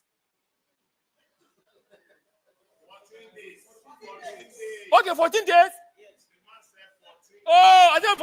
We depict at day 1, day 2. We even depict at day 3 on our farm. I don't. No, I think there's 8 days. But let me tell you, if you depict, there are different ways we have to understand. Hello, sir. There's depicting, you depict and cauterize. If you say depicting, that will say big trimming. Don't say depicting, say big trimming. So if you do big trimming, you cauterize. Because the beak of the birds is like our nail. The same structural protein. If you cut your nail with razor now, it will grow back. Put fire, it will not come back. So when you understand, put fire here now, it will not grow back. So when you're depicting, you do slowly, you cut and make sure you cauterize. It will not grow back, even at day 1. Yes, or later that you miss. It's structural protein. When you see it can grow back. So, but if you are depicting and the big grow back, that means the person will cut and go. And even your blade, they tell you to be 590 degrees centigrade, your blade. And keep on cleaning every day. So you can cauterize very well. If it's above that one, you see a bubble at the mouth. If it's below, the people grow back. Okay, so 14 days is the best. Yes? So, sir, you understand the point now. And please, just say point of lay. In Nigeria now, I'm changing the narrative. I'm going into point of lay, not because I won't do it, But I'm doing point of lay every month. I'm selling 20,000 at a loss because my farm is automated. But I want to change the ignorance in poultry business in Nigeria. Anybody that buy point of lay at 16 weeks is not in poultry business. Quote me. You will never and you will not get 300 eggs per second. It's not possible. Allah, I swear to God. If you buy point of lay at 16 weeks, I swear to my almighty God, you will never get 300 crates. In 300, you cannot get. I swear to my almighty God. See, it's science. So that's why on my farm, I sell point of lay. I start selling point of at 10 weeks. By 12 weeks, I don't sell point of lay. I don't sell point of lay. Anybody selling point of lay at 16 weeks or buy point of lay at 16 weeks, he's not in business. So we have to change things. And very simple. When you are raising point layers, don't talk of weeks. Talk of weeks when you come to vaccination. Talk of weight. Wait. Let me tell you. If you transfer birds at 16 weeks, if your birds have good weight, and by 18 weeks they will lay egg, that means you are transferring birds with mature ova. If peradventure they offer one over break, that was E. coli on farm. E. coli. And you just say 8 to 10 days. You cannot give that egg again. And how will you bring pre-layer? Because you are going to eat pre-layer because of weight. Because breaking news. This egg, it takes only 4 hours to form egg. Only 4 hours. Only 4 hours. The egg will eat only 4 hours. It is this shell that takes 20 hours. The egg inside is for only 4 hours. And the moment your bird lay egg, in 30 minutes, the egg for next day is coming down. So it takes only 4 hours for the albumin and yolk to form. It's this shell that takes 20 hours. And this shell you are seeing, is coming from 2 sources in layer. 2 sources. From the feed on that day and the material born. Not only from feed. If you go to the lab, go and analyze this shell. This shell of poultry, it contains 3,100 milligram of calcium. The bird can only get 20 on that day. So the remaining balance is coming from the bone of the bird. So these birds now, they lay in clutch. That's why I say like grape. They will lay for 14 days, rest for 2 days, come back to eat. If you don't give pre-layer very well, the birds will lay for 6 days and rest for 7 days to build up the calcium in them. Then when you go to farm, pre-layer will go up, come down, go up. You think that they're still in farm. It's not because of that. You didn't bring your pre-layer very well. How can you buy birds at 16 weeks? It will not work. Allah. It will not work. It will not work. It will not work. Because it will distort your pre-layer. It will not work. So we have to understand this science in poultry. Please, when your bird attain 1,360 grams, 1,360 grams, at 16 weeks. By the time you transfer, they come to 1,2. Yes, 100 grams. So when they about 16 weeks, they want 350 grams.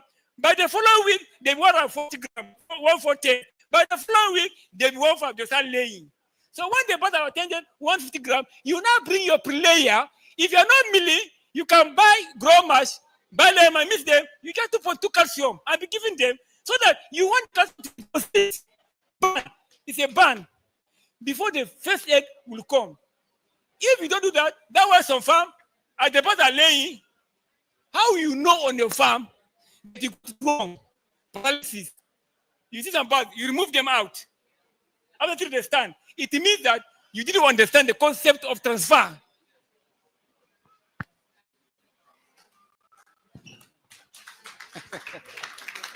Great farmers.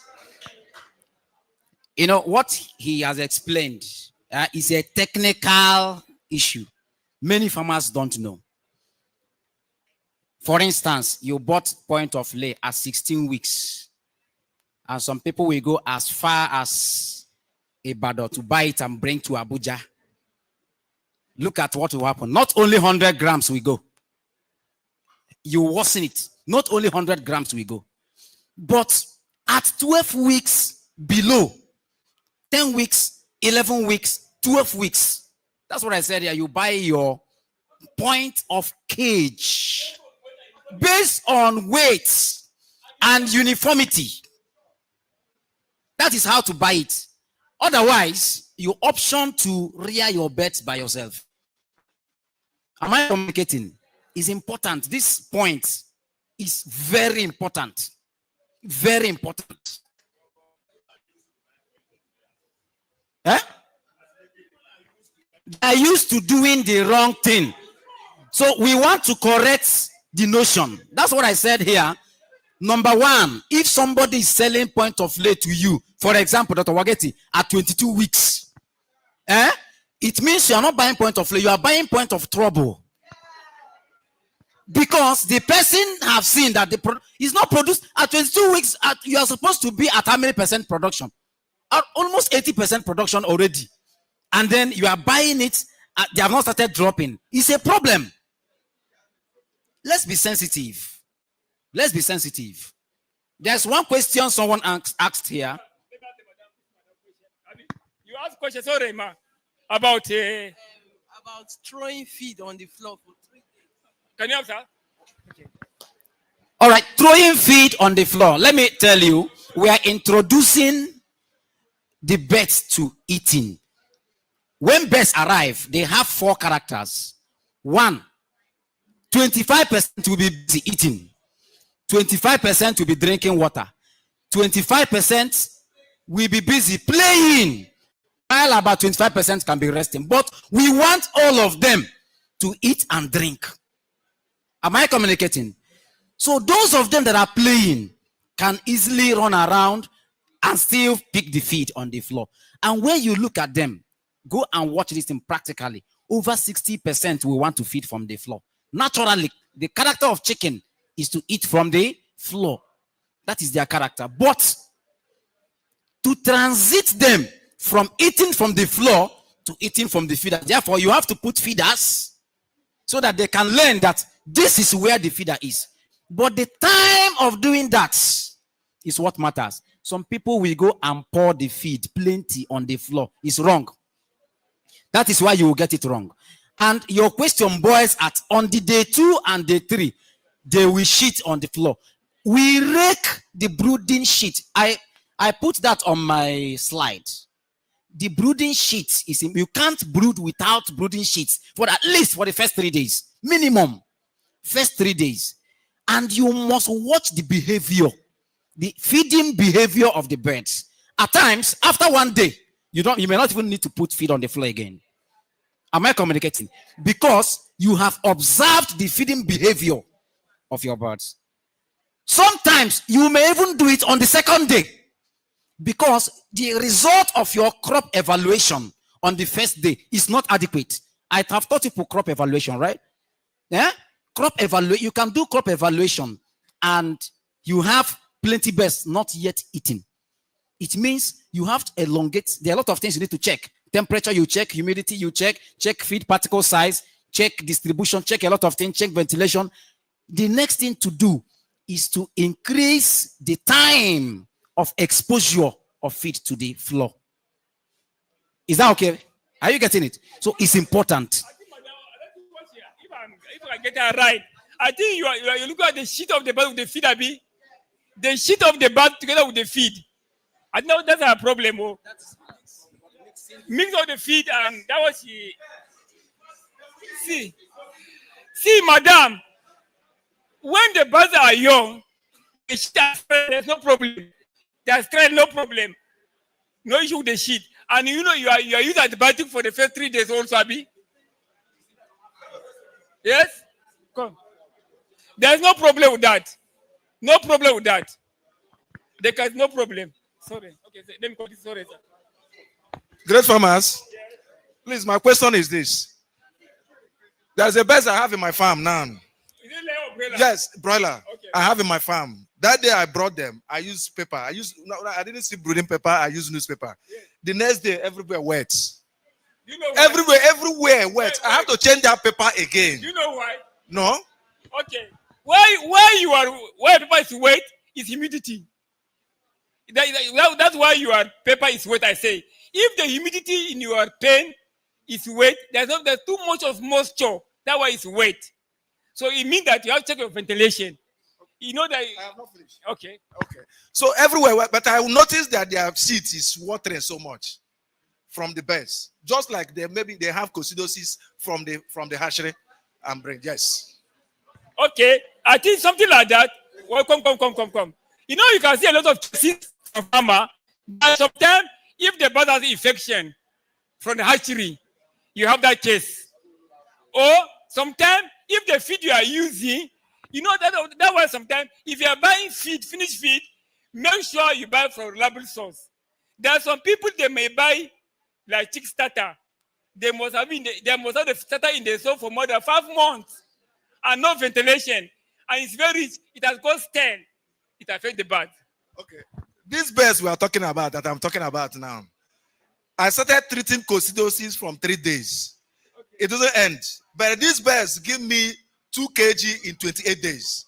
The bird is still in my farm now. Good. But how many feed? That's how I'm not calculating.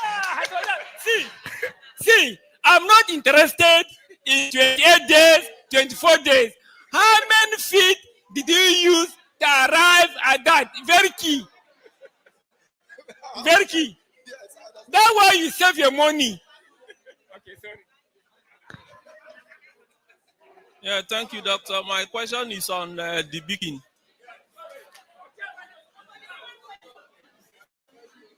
So I've just learned that you can debug even on day 1, on day 2. So what's the maximum day for debugging?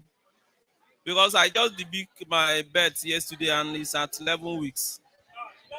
It's no good. You are killing your business. If you debug at 11 weeks, because the following week, they're supposed to go for the inflation point, another 1 kg, already they are bad. Debugging can start from day 1. What I'm telling farmer is that debug from day 1 to 8 weeks. You have that window. Yes. From day 1, that was hatchery are debugging machine, like all that before. From by 8 weeks, no debugging. For my own. Yes, mommy. I want to ask a question. Is it wrong to start your brooding a day old with ash wood, like dust? Like, yes, sir. John, come outside because you are here. I'm not here. I don't know what's happening here. Please, this is your question. Madam, is it good to start brooding with sawdust?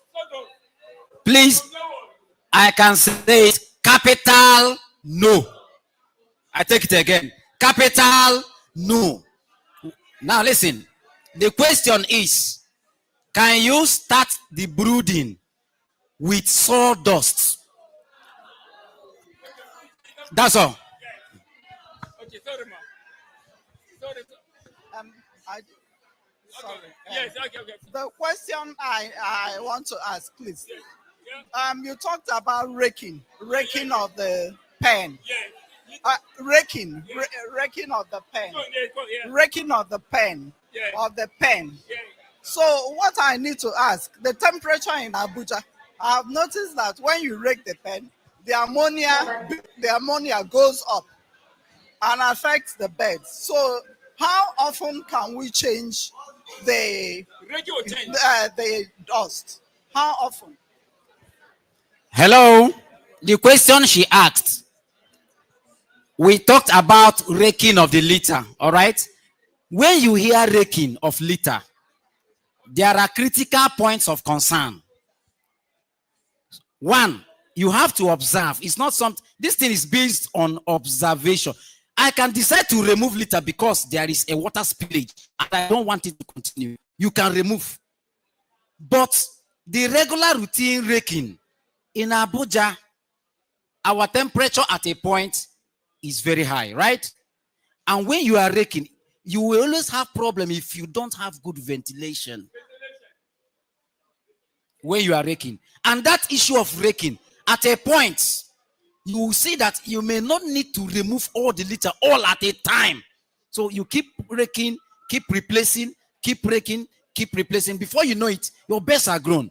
But if you wait until the litter gets very bad, then you come to pack your litter in broiler. Then that is where you have the ammonia problem. You understand the point? That is where you have the ammonia problem. Okay, thank you. Sorry, I'm coming. Oh, okay, okay. Thank you, sir. This one is not a question per se. I just want to raise an observation. And it's actually to both of you and anybody who is concerned. Okay. So I said my own is not a question per se, it's an observation.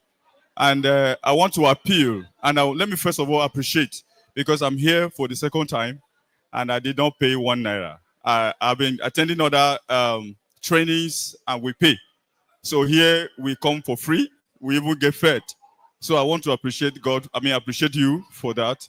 But most importantly, I want to appeal because with the economy we have in Nigeria at the moment, anytime I come here, I want to see an angle of maybe possibly we'll have a little talk on economics that will help us to navigate along the economic challenges we're having. You know, I'm not saying that all that you have taught us is wrong. I'm also just trying to suggest that if there is a way, any other time we may come, there should be talk around economics that it will help us. Actually, it's not funny. And we cannot just be dealing with, okay, let me not counter what you said. Thank you. Thank you. There's mommy. Mommy has a question. Why is the mommy? That her birds, when they're laying, they have blood. They have blood, Abby. They have blood. At what week? What's the week? What's the week? The week. What's the week of the bird? Okay, 24 weeks.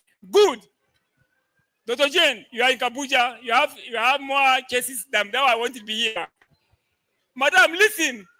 If you have issue of prolapse, that we call prolapse.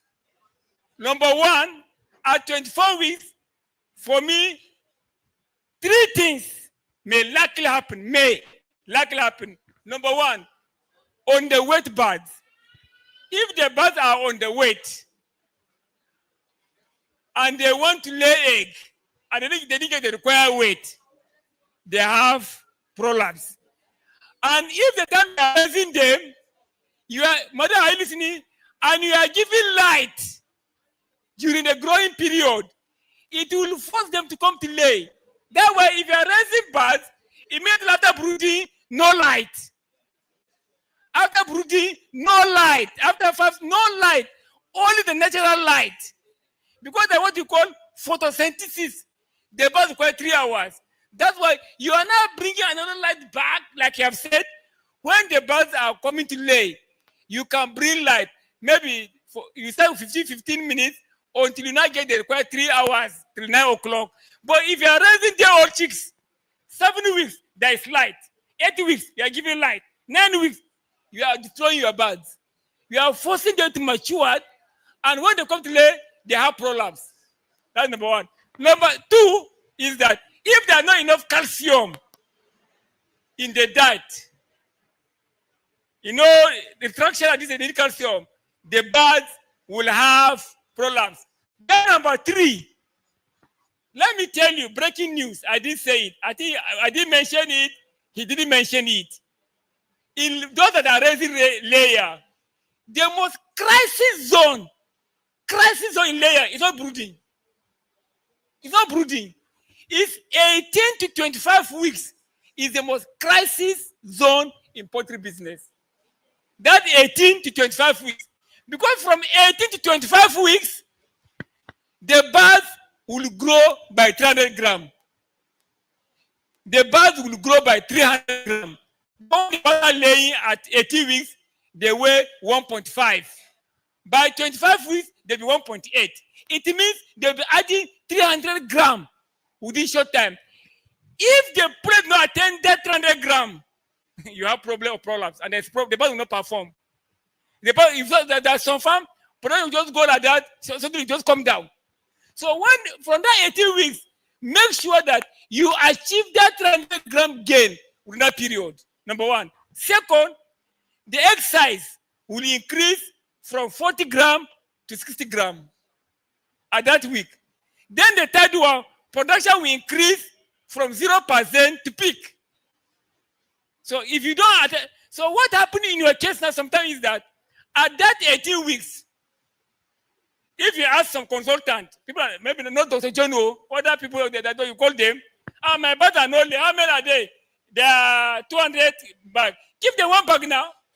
But the production is not up to 30%. So for the bag, we have excess of weight, excess of weight. So when at that 18 weeks, as the production is going up, you also go with the feeding. Not that you just bring the feeding at a goal like that. We advise that if you're using finished feed, start with 80 gram at that 18 weeks. So you have been increasing now, the production is going up, you'll be increasing, following it till you reach 150 gram. But some farmer would like to give that 150 gram what the production is less than 30 gram. So that means there'll be excess of nutrient and the bird will have prolapse. And I will still say like that also that John has emphasized, please, my dear farmer, go and cut me anywhere, cut me, write my name. If you don't get it, come and tell them what I'm saying is wrong. If you try very hard, you achieve 1 kg at 12 weeks, 85% uniformity, and you maintain like that, you get 85 at 22 weeks. If you're able to get 1 kg at 12 weeks, 85%, all of them 85, you get 85% at 22 weeks. Go and mark it. But there's a fact that after 12 weeks, the bird don't have weight, and someone come and tell you, give him feed. That person don't know anything. After 12 weeks, and the bird do not get required weight, and he's coming to tell you, add more feed. Tell the farmer he's wicked that he don't know anything. Because the bird will have weight, but no weight for lay.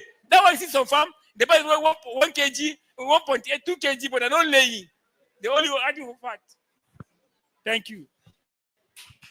Thank you so very much. Can we celebrate our 2 keynote speakers? Can we appreciate them with a round of applause? Is that how you appreciate those who have spent their time and energy to impact knowledge? Thank you so much, Dr. John. Thank you so much, Dr. James Babawa-Getty. Thank you so very much. All right, so we have just one more function, and then please don't be in a haste to go. We would like to share your certificates to you here and then have a photograph of you taking your certificate, right? So, but we just have one more major thing to do, and it won't take time. I promise you it won't take your time. So a few months ago, Farmalat launched a project called Eggs of Hope, Project Sadakat. I would just like us to watch this short clip. Media team, are you ready for us? And then I will speak further. Media, please. Nigeria, a land of vibrant cultures, rich resources, and boundless potential. Yet, beneath the surface lies a harsh reality. Millions of children face the silent threat of malnutrition, hindering their growth, their dreams, and the future of the nation. 1 in 3 Nigerian children are stunted due to malnutrition. Africa accounts for over half of the world's malnourished children. Malnutrition contributes to over 35% of child deaths in Nigeria. In remote communities, access to nutritious food is a daily struggle. Families grapple with poverty, limited resources, and the rising cost of essential foods such as eggs. Okay. Malnutrition robs children of their vitality, their ability to learn, and their chance to reach their full potential. It weakens their body and mind, and the very foundation of our nation.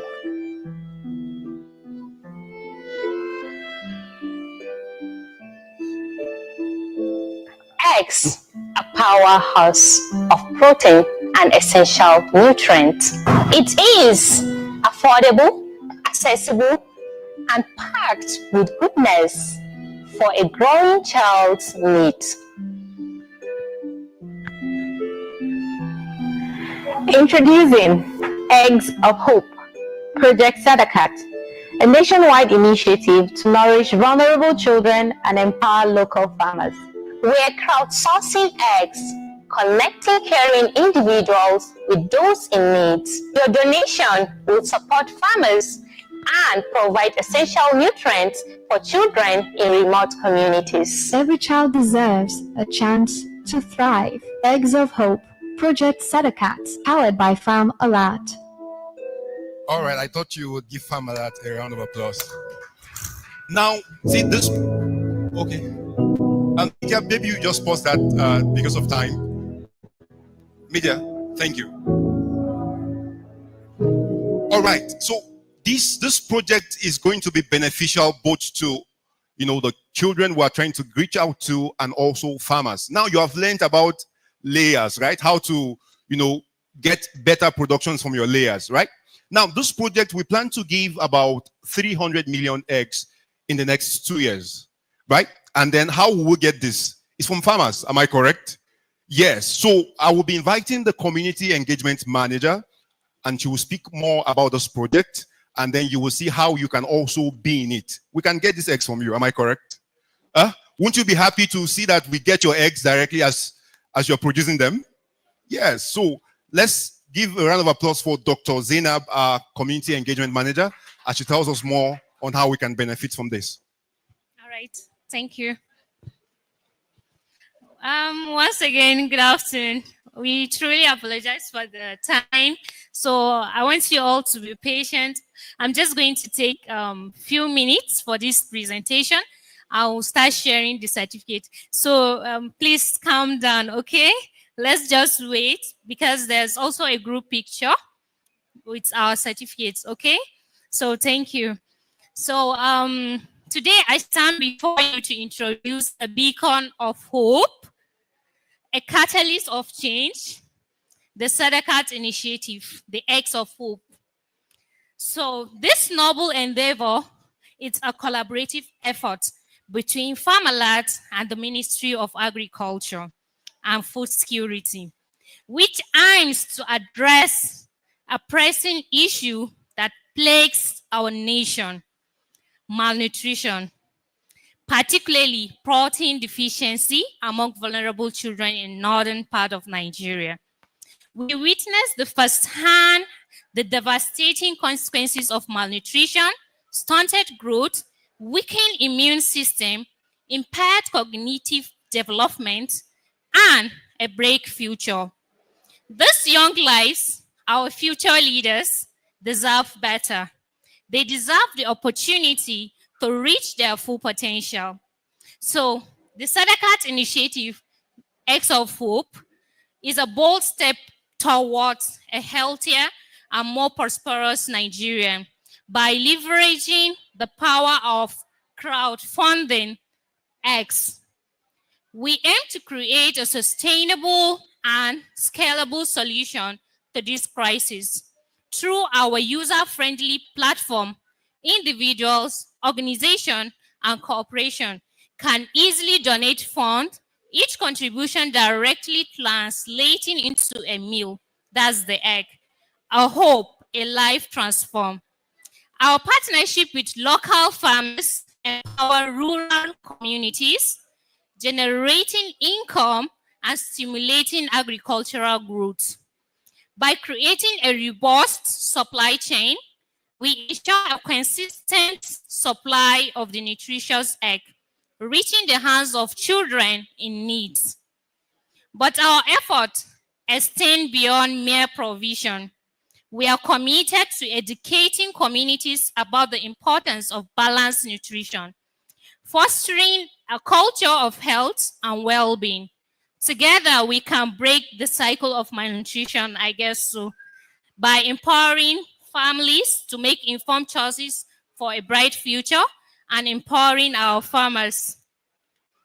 The benefit of the Sadakat initiative is to improve child health by nourishing the young minds and body for a stronger generation, enhance educational outcome.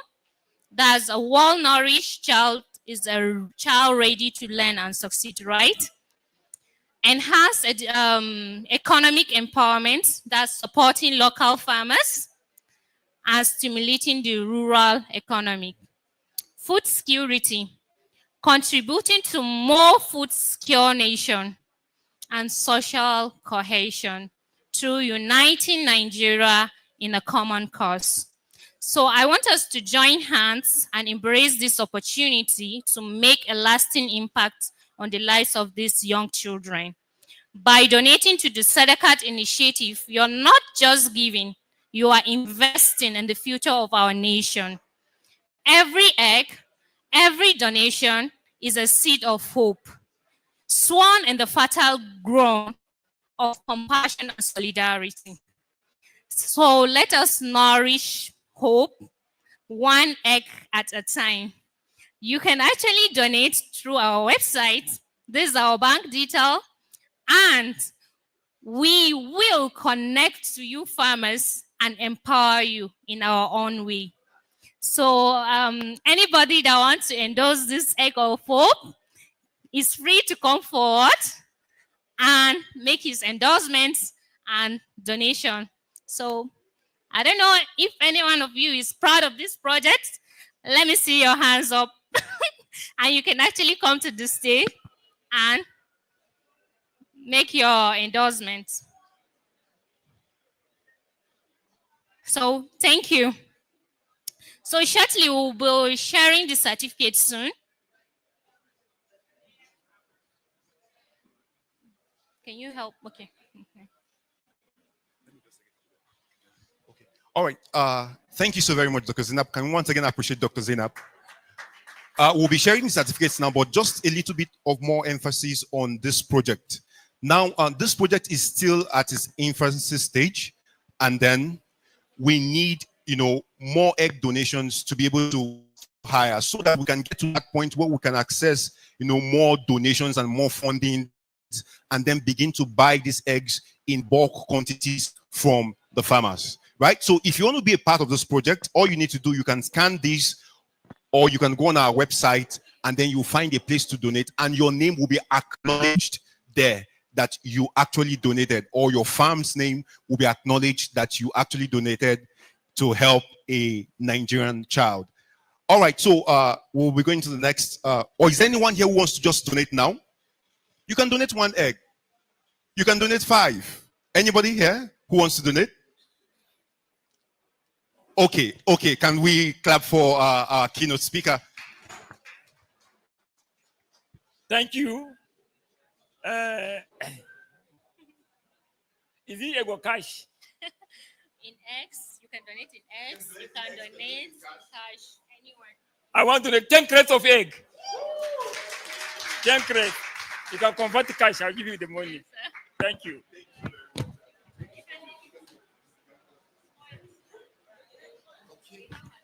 Okay, thank you. I want to donate 1 crate of egg. Oh, that's good. A picture? Thank you. Okay.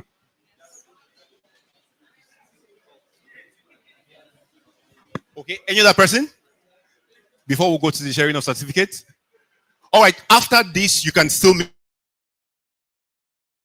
with us, and then, okay, there's another person. Please come. Where's the person? Okay.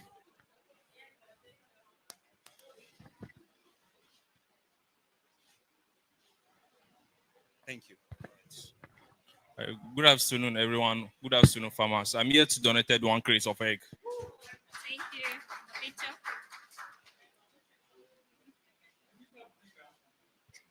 It's closer.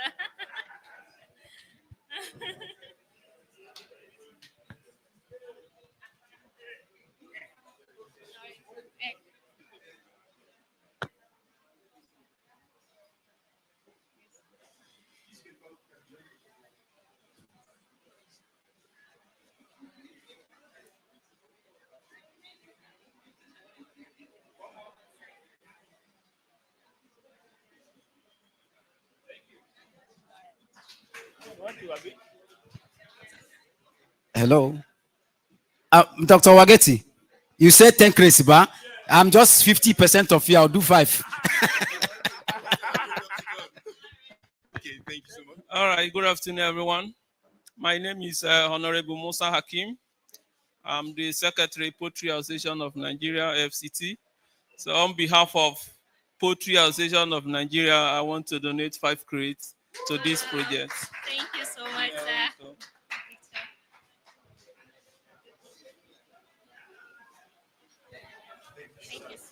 Thank you so very much. All right, so if you want to donate more, you can just, after now, you can still meet with us. So, but we would like to call the certificate so that you can have your picture and then get your certificate. Where's Dr. Liz? Okay, so the first person here is, please don't mind me if I don't call it too well. Obichere Sylvia. Obichere Sylvia, not here. Aondwa Kula Sunta. Okay, please, let's be fast. Let's be fast. Can you please come and stay here so that you will present it to them? Please, so you can please come up stage so you can have your picture. What's your own name? Okay. All right. Can we request the presence of Dr. Wageti and Dr. James and Dr. John rather? Please come so that we can present this together. So that they can have a photo with you. Okay, you're the first person I called. Okay, Obichere Sylvia. Okay. Okay, this is the second person. Gabriel Omoluru. Gabriel Omoluru. Please come forward. No. Please, can we be faster? Can we?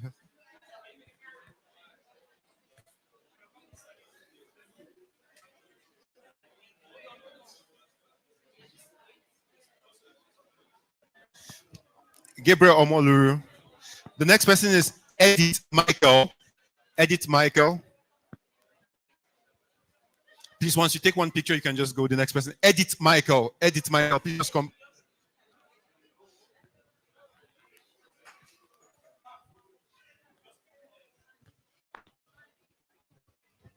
Edith Michael. Tanko Garba. Edith Michael. Tanko Garba. Please just come and stay here. Let's take for with her. Tanko Garba. Next person, Wazin Garba. Wazin Garba. Okay, not here. Charity Bright. Charity Bright. Charity Bright. Please come forward. Eze Ungozika Faith. This Charity Bright. Eze Ungozika Faith. Next person, Emeka Happiness. Emeka Happiness. Please, if you're here, you can just signify so I will know. Charity Bright. Emeka Happiness. Charity Bright. Okay, Eze. Check for the Eze. Next person, Anayo Obele. No. Charity Bright. Oh, okay, Emeka Happiness. Okay, just stay here. So, next person, Anayo Obele. Oh, stay in that place. Ma, please. Yeah. Is it with that? Okay, next person, Charity Mama. Who is this? Okay. No, give it to Dr. Zainab. Mary Dazama. Mary Dazama. Am I correct? Please permit. Charity, next person. Please.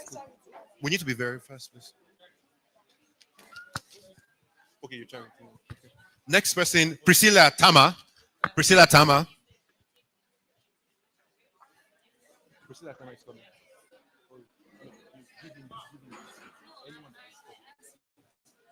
Okay. Mary, please check.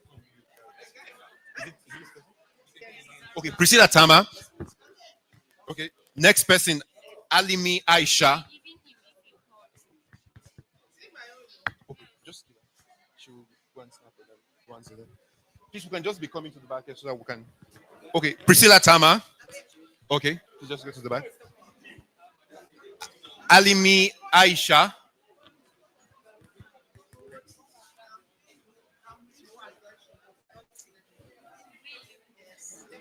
Okay, Alimi Aisha. Just to the back. Okay. Okay, Katrine Ijabena. Katrine Ijabena. Okay. She's coming. And you can join the picture, please. Sir, you don't have to. Next person, Elijah Uwana. Elijah Uwana. Next person, Hamra Awal.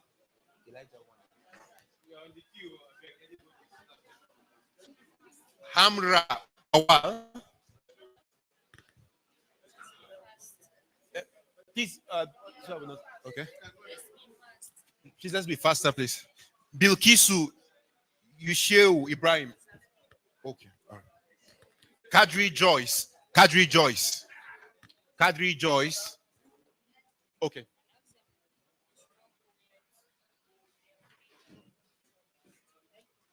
Okay. Please, there will still be a group picture, and I will advise that we please wait. Isu Elizabeth. Isu Elizabeth.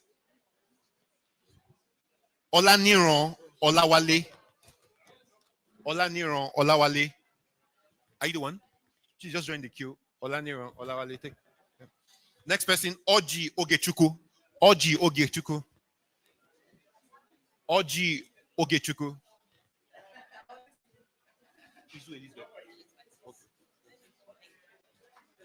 Next person, Valentine Ejikenma. Valentine Ejikena. Okay, Oji. Okay, thank you. Okay, oh, what is it? Dr. Chima Sarah. Dr. Chima Sarah. Enogwe Johnson. I hope I'm correct. Enogwe Johnson. Adebayo Gbemisola.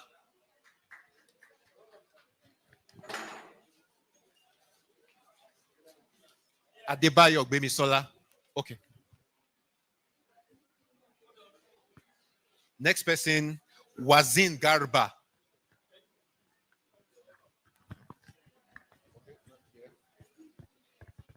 Tanko Garba, not here.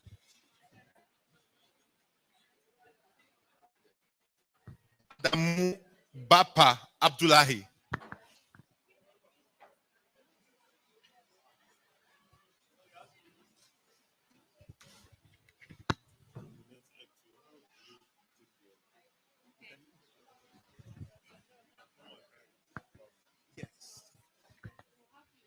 Obiechina Chioma.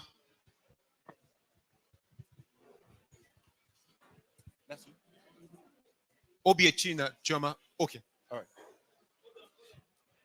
Huwau Yusuf. Huwau Yusuf.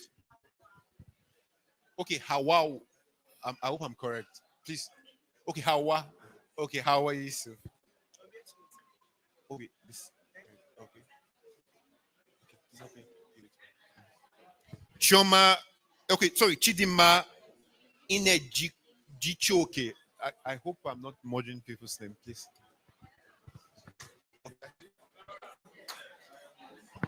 Sayo Balogun. Sayo Balogun. Sayo Balogun.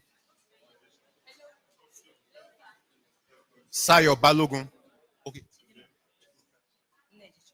Okay. Sorry, I murdered you. Okay. Sayo Balogun, are you here? If no, Kolawole Okpenji. Kolawole Okpenji. Okay. Joy Emmanuel. Joy Emmanuel. Okay, please come. Lolo Francisca Adeimi. Lolo Francisca. Okay. Blessed Gozier. Blessed Gozier. Okay.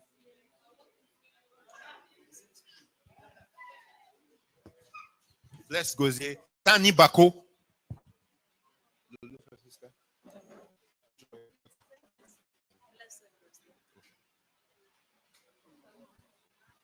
Sani Bako. Okay. Benjamin Sarah. Benjamin Sarah. Benjamin Sarah. Dr. Lucky Oni Yellow. Dr. Lucky Oni Yellow.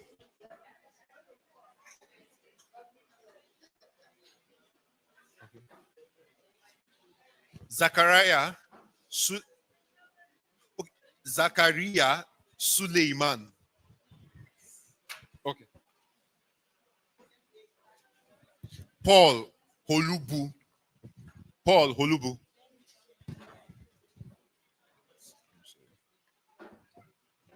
Dr. Lucky.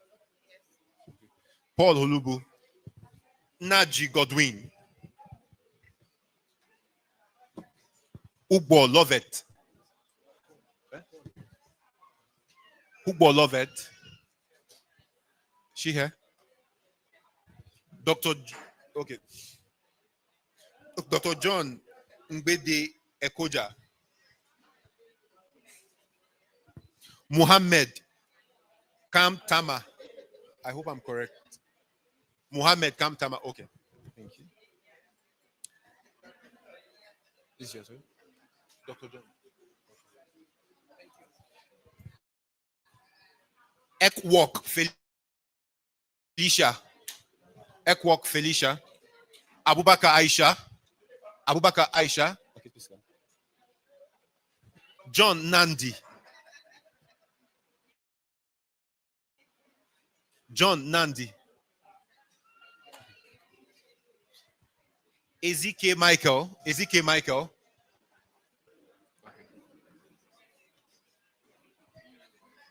Bakel Messi.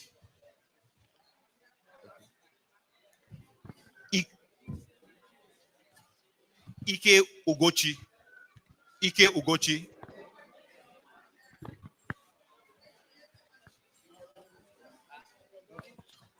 Omololi Caroline.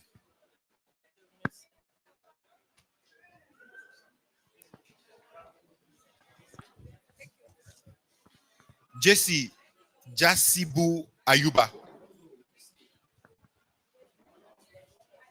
Lina Lawrence Ene.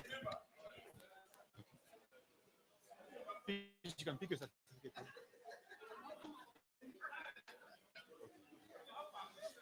Williams Oche.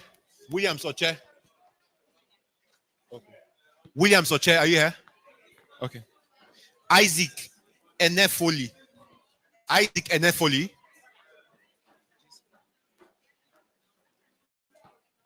Is Isaac here? Okay, all right.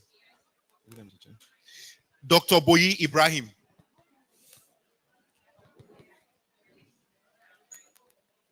Dr. Boyi Ibrahim. Umar Abdukar. Okay. Who is Isaac? Okay. Okay. Yes, sir. Umar Abdukar. Yeah, okay. Sarabilu. Oh, can you pronounce it for me? Okay, Sarabilu. Oh, okay.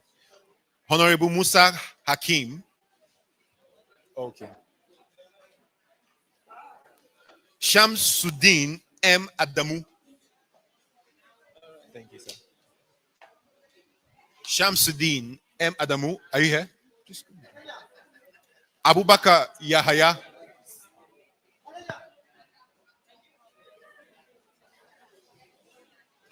Abubakar Yahaya. Okay, Isaiah Patrick.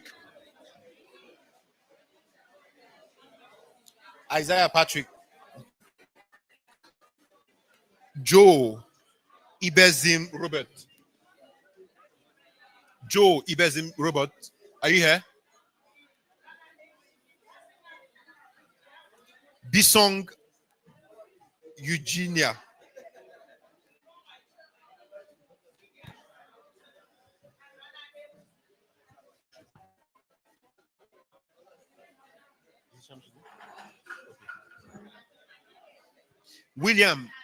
William Sunday. William Sunday. Ismaila Ahmed. Ismaila Ahmed. Ismaila Ahmed. Kolawole Modupe. Okay. Kolawole Modupe. Hannah Daniel.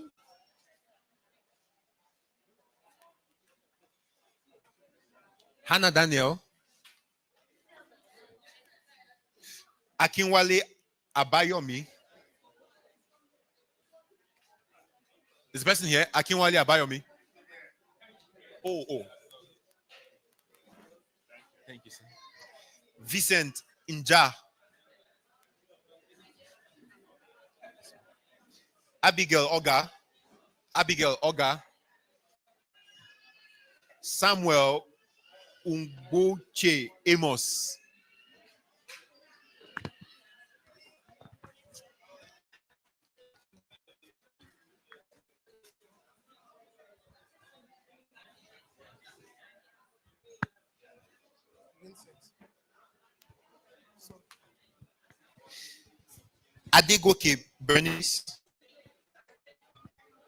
Adegoke Bernice. Dr. China Joe.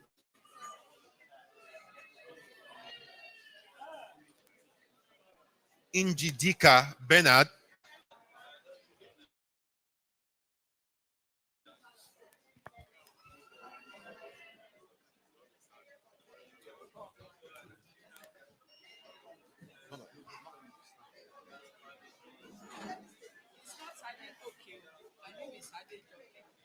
Maybe they didn't see it clearly, but just snap with this so that we can take it out. What's the name? Okay. Benedict Peace.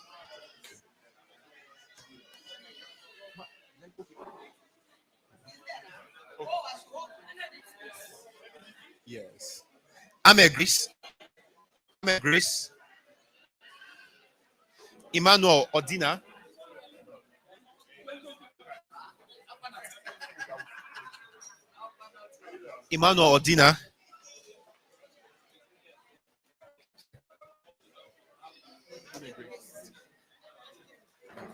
Juliana Uwandu. Margaret Ijitui.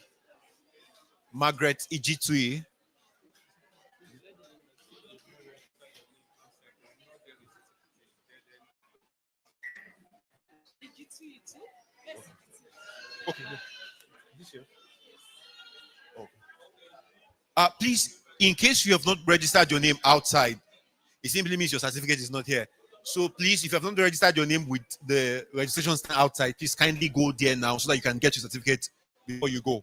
Right? If you know you've not registered your name with those at the registration stand, please kindly go there now and do that so that you can get your certificate. Samuel Adekunjo here. Richard Ejobena. Divine Oyinyechi. The person.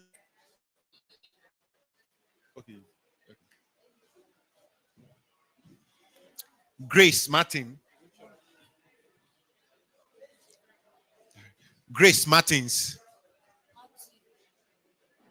Are you sure? Is he Matthew or Matthew? And just come and snap. You can take it. Maybe I didn't see the writing clearly. Margaret Michael. Gandua Ben Allah Fortress. Hope I didn't smother you.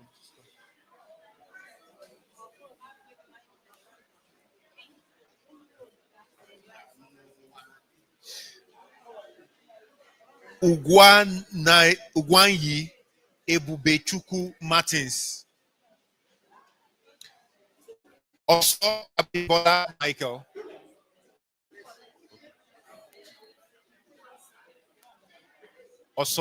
Michael. Mary Aderemi Mosonya. Okay.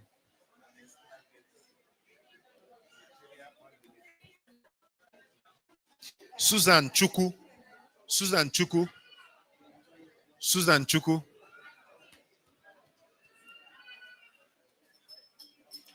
Dr. Benga Tai. Dr. Benga Tai. Okay. Victor A. Victor A. That's how you wrote it now.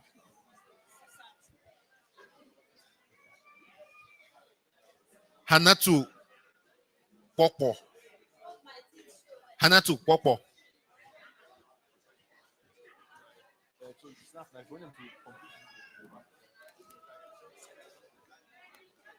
Hanatu Popo. Okay. Yes, ma'am. Ngozi Olji.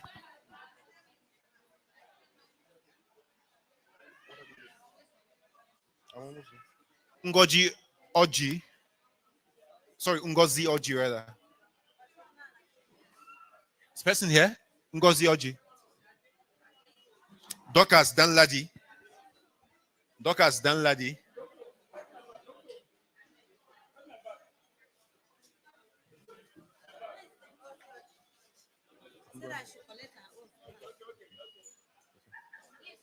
Dorcas Danladi.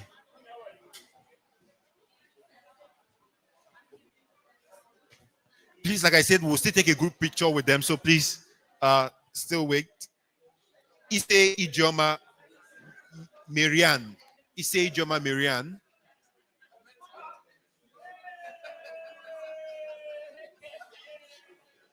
Abdurrahman Haruna.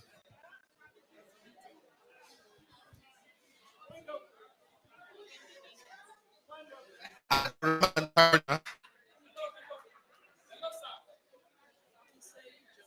Okay. Gloria Undukwe.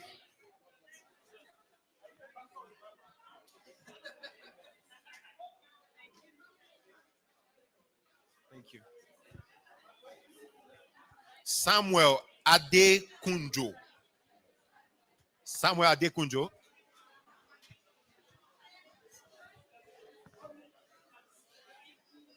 Ugbebo Lovett. Ugbebo Lovett. Kolawole Okpejin. Kolawole Okpejin. Sayo Balogun. Tanko Garba. Tanko Garba. Wazin Garba. Sorry, just Wazin Garba. Enogwe Johnson. Okay. Wait. Maybe another. Okay, please, if you know you are here and you didn't hear your name, can I see your hands up? Please, can you just quickly go back to the registration stand and then show them your name so that we can quickly produce a certificate. But please, let's all come forward and snap a group picture with our two keynote speakers. Please, can we all come together? Media, please help arrange us. Let's all come up. Please come with your certificates. Just come upstairs.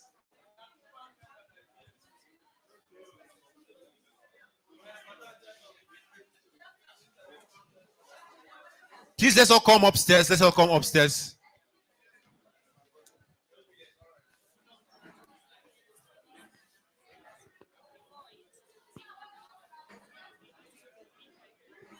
And also, please, we have honey stand outside. If you're interested in buying honey, we'll have good honey outside.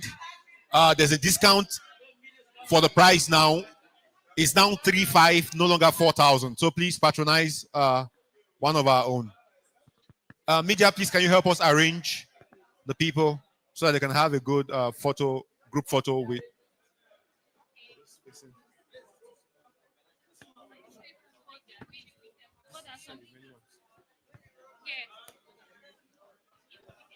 Please, let's come backwards so that let's move backwards so I can use this fine.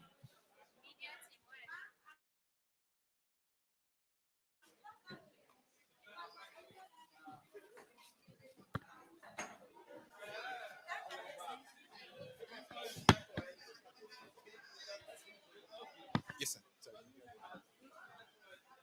So we're going to be displaying our certificates. Please, let's come, please. If you have your certificates, let's come upstairs.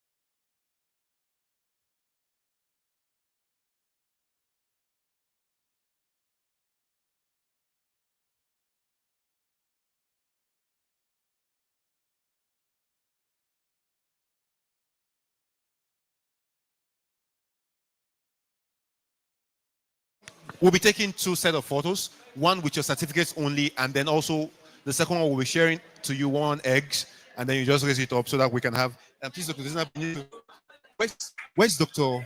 Please, no, you should be in the middle, please. Let them be in the middle. Sorry, sir. Sir, please, you should be in the middle, please. Please, manager, please sit down in the middle too. And I would no, please, I can't. Sorry about. No, you should also be in the middle, Dr. Zainab. Sir, no, Doctor. Let's add more chairs to make it more balanced. Dr. Zainab, please sit down. Some persons can come here. Here is still. Please, ma, maybe you should go there to make it balanced. Yes. Well done.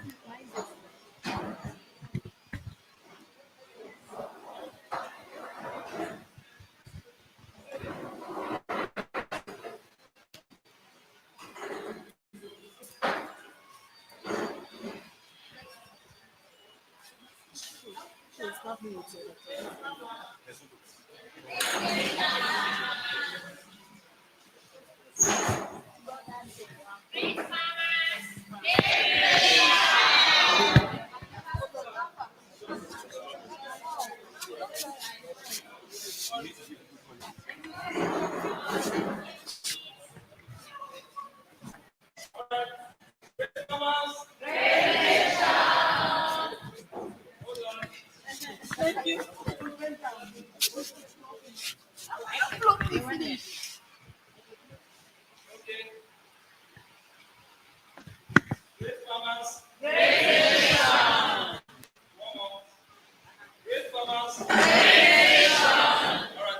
No, please wait. We'll be sharing eggs. Just wait. Just maintain same position. No, go and sit down. Don't worry, I will do it. We go with the egg, right? It's for you. Yes, it's cooked. Cooked egg. Yes. It's boiled egg. Just don't worry. Everybody will get. Don't worry. We just need to take pictures now first. Please pass.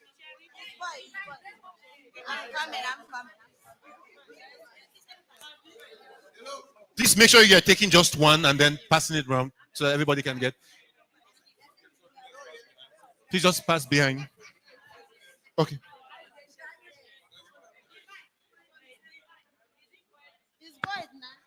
What's the question? Okay. The cleaner. No. Where's the cleaner? Is it? You just raise up your egg like this.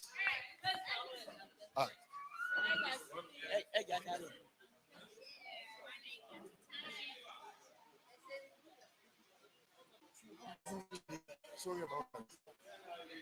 Please raise up your egg. Can you scream eggs of hope?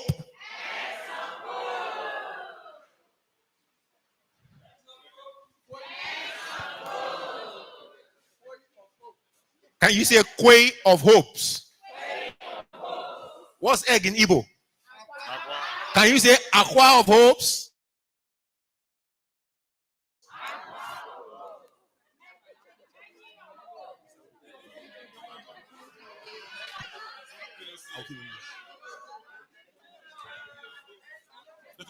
I was told you have a small announcement.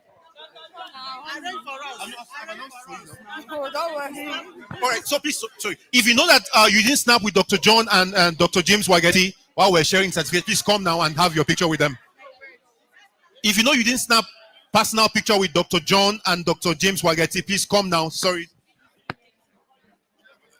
Please, farmers, we have real honey here if you are interested.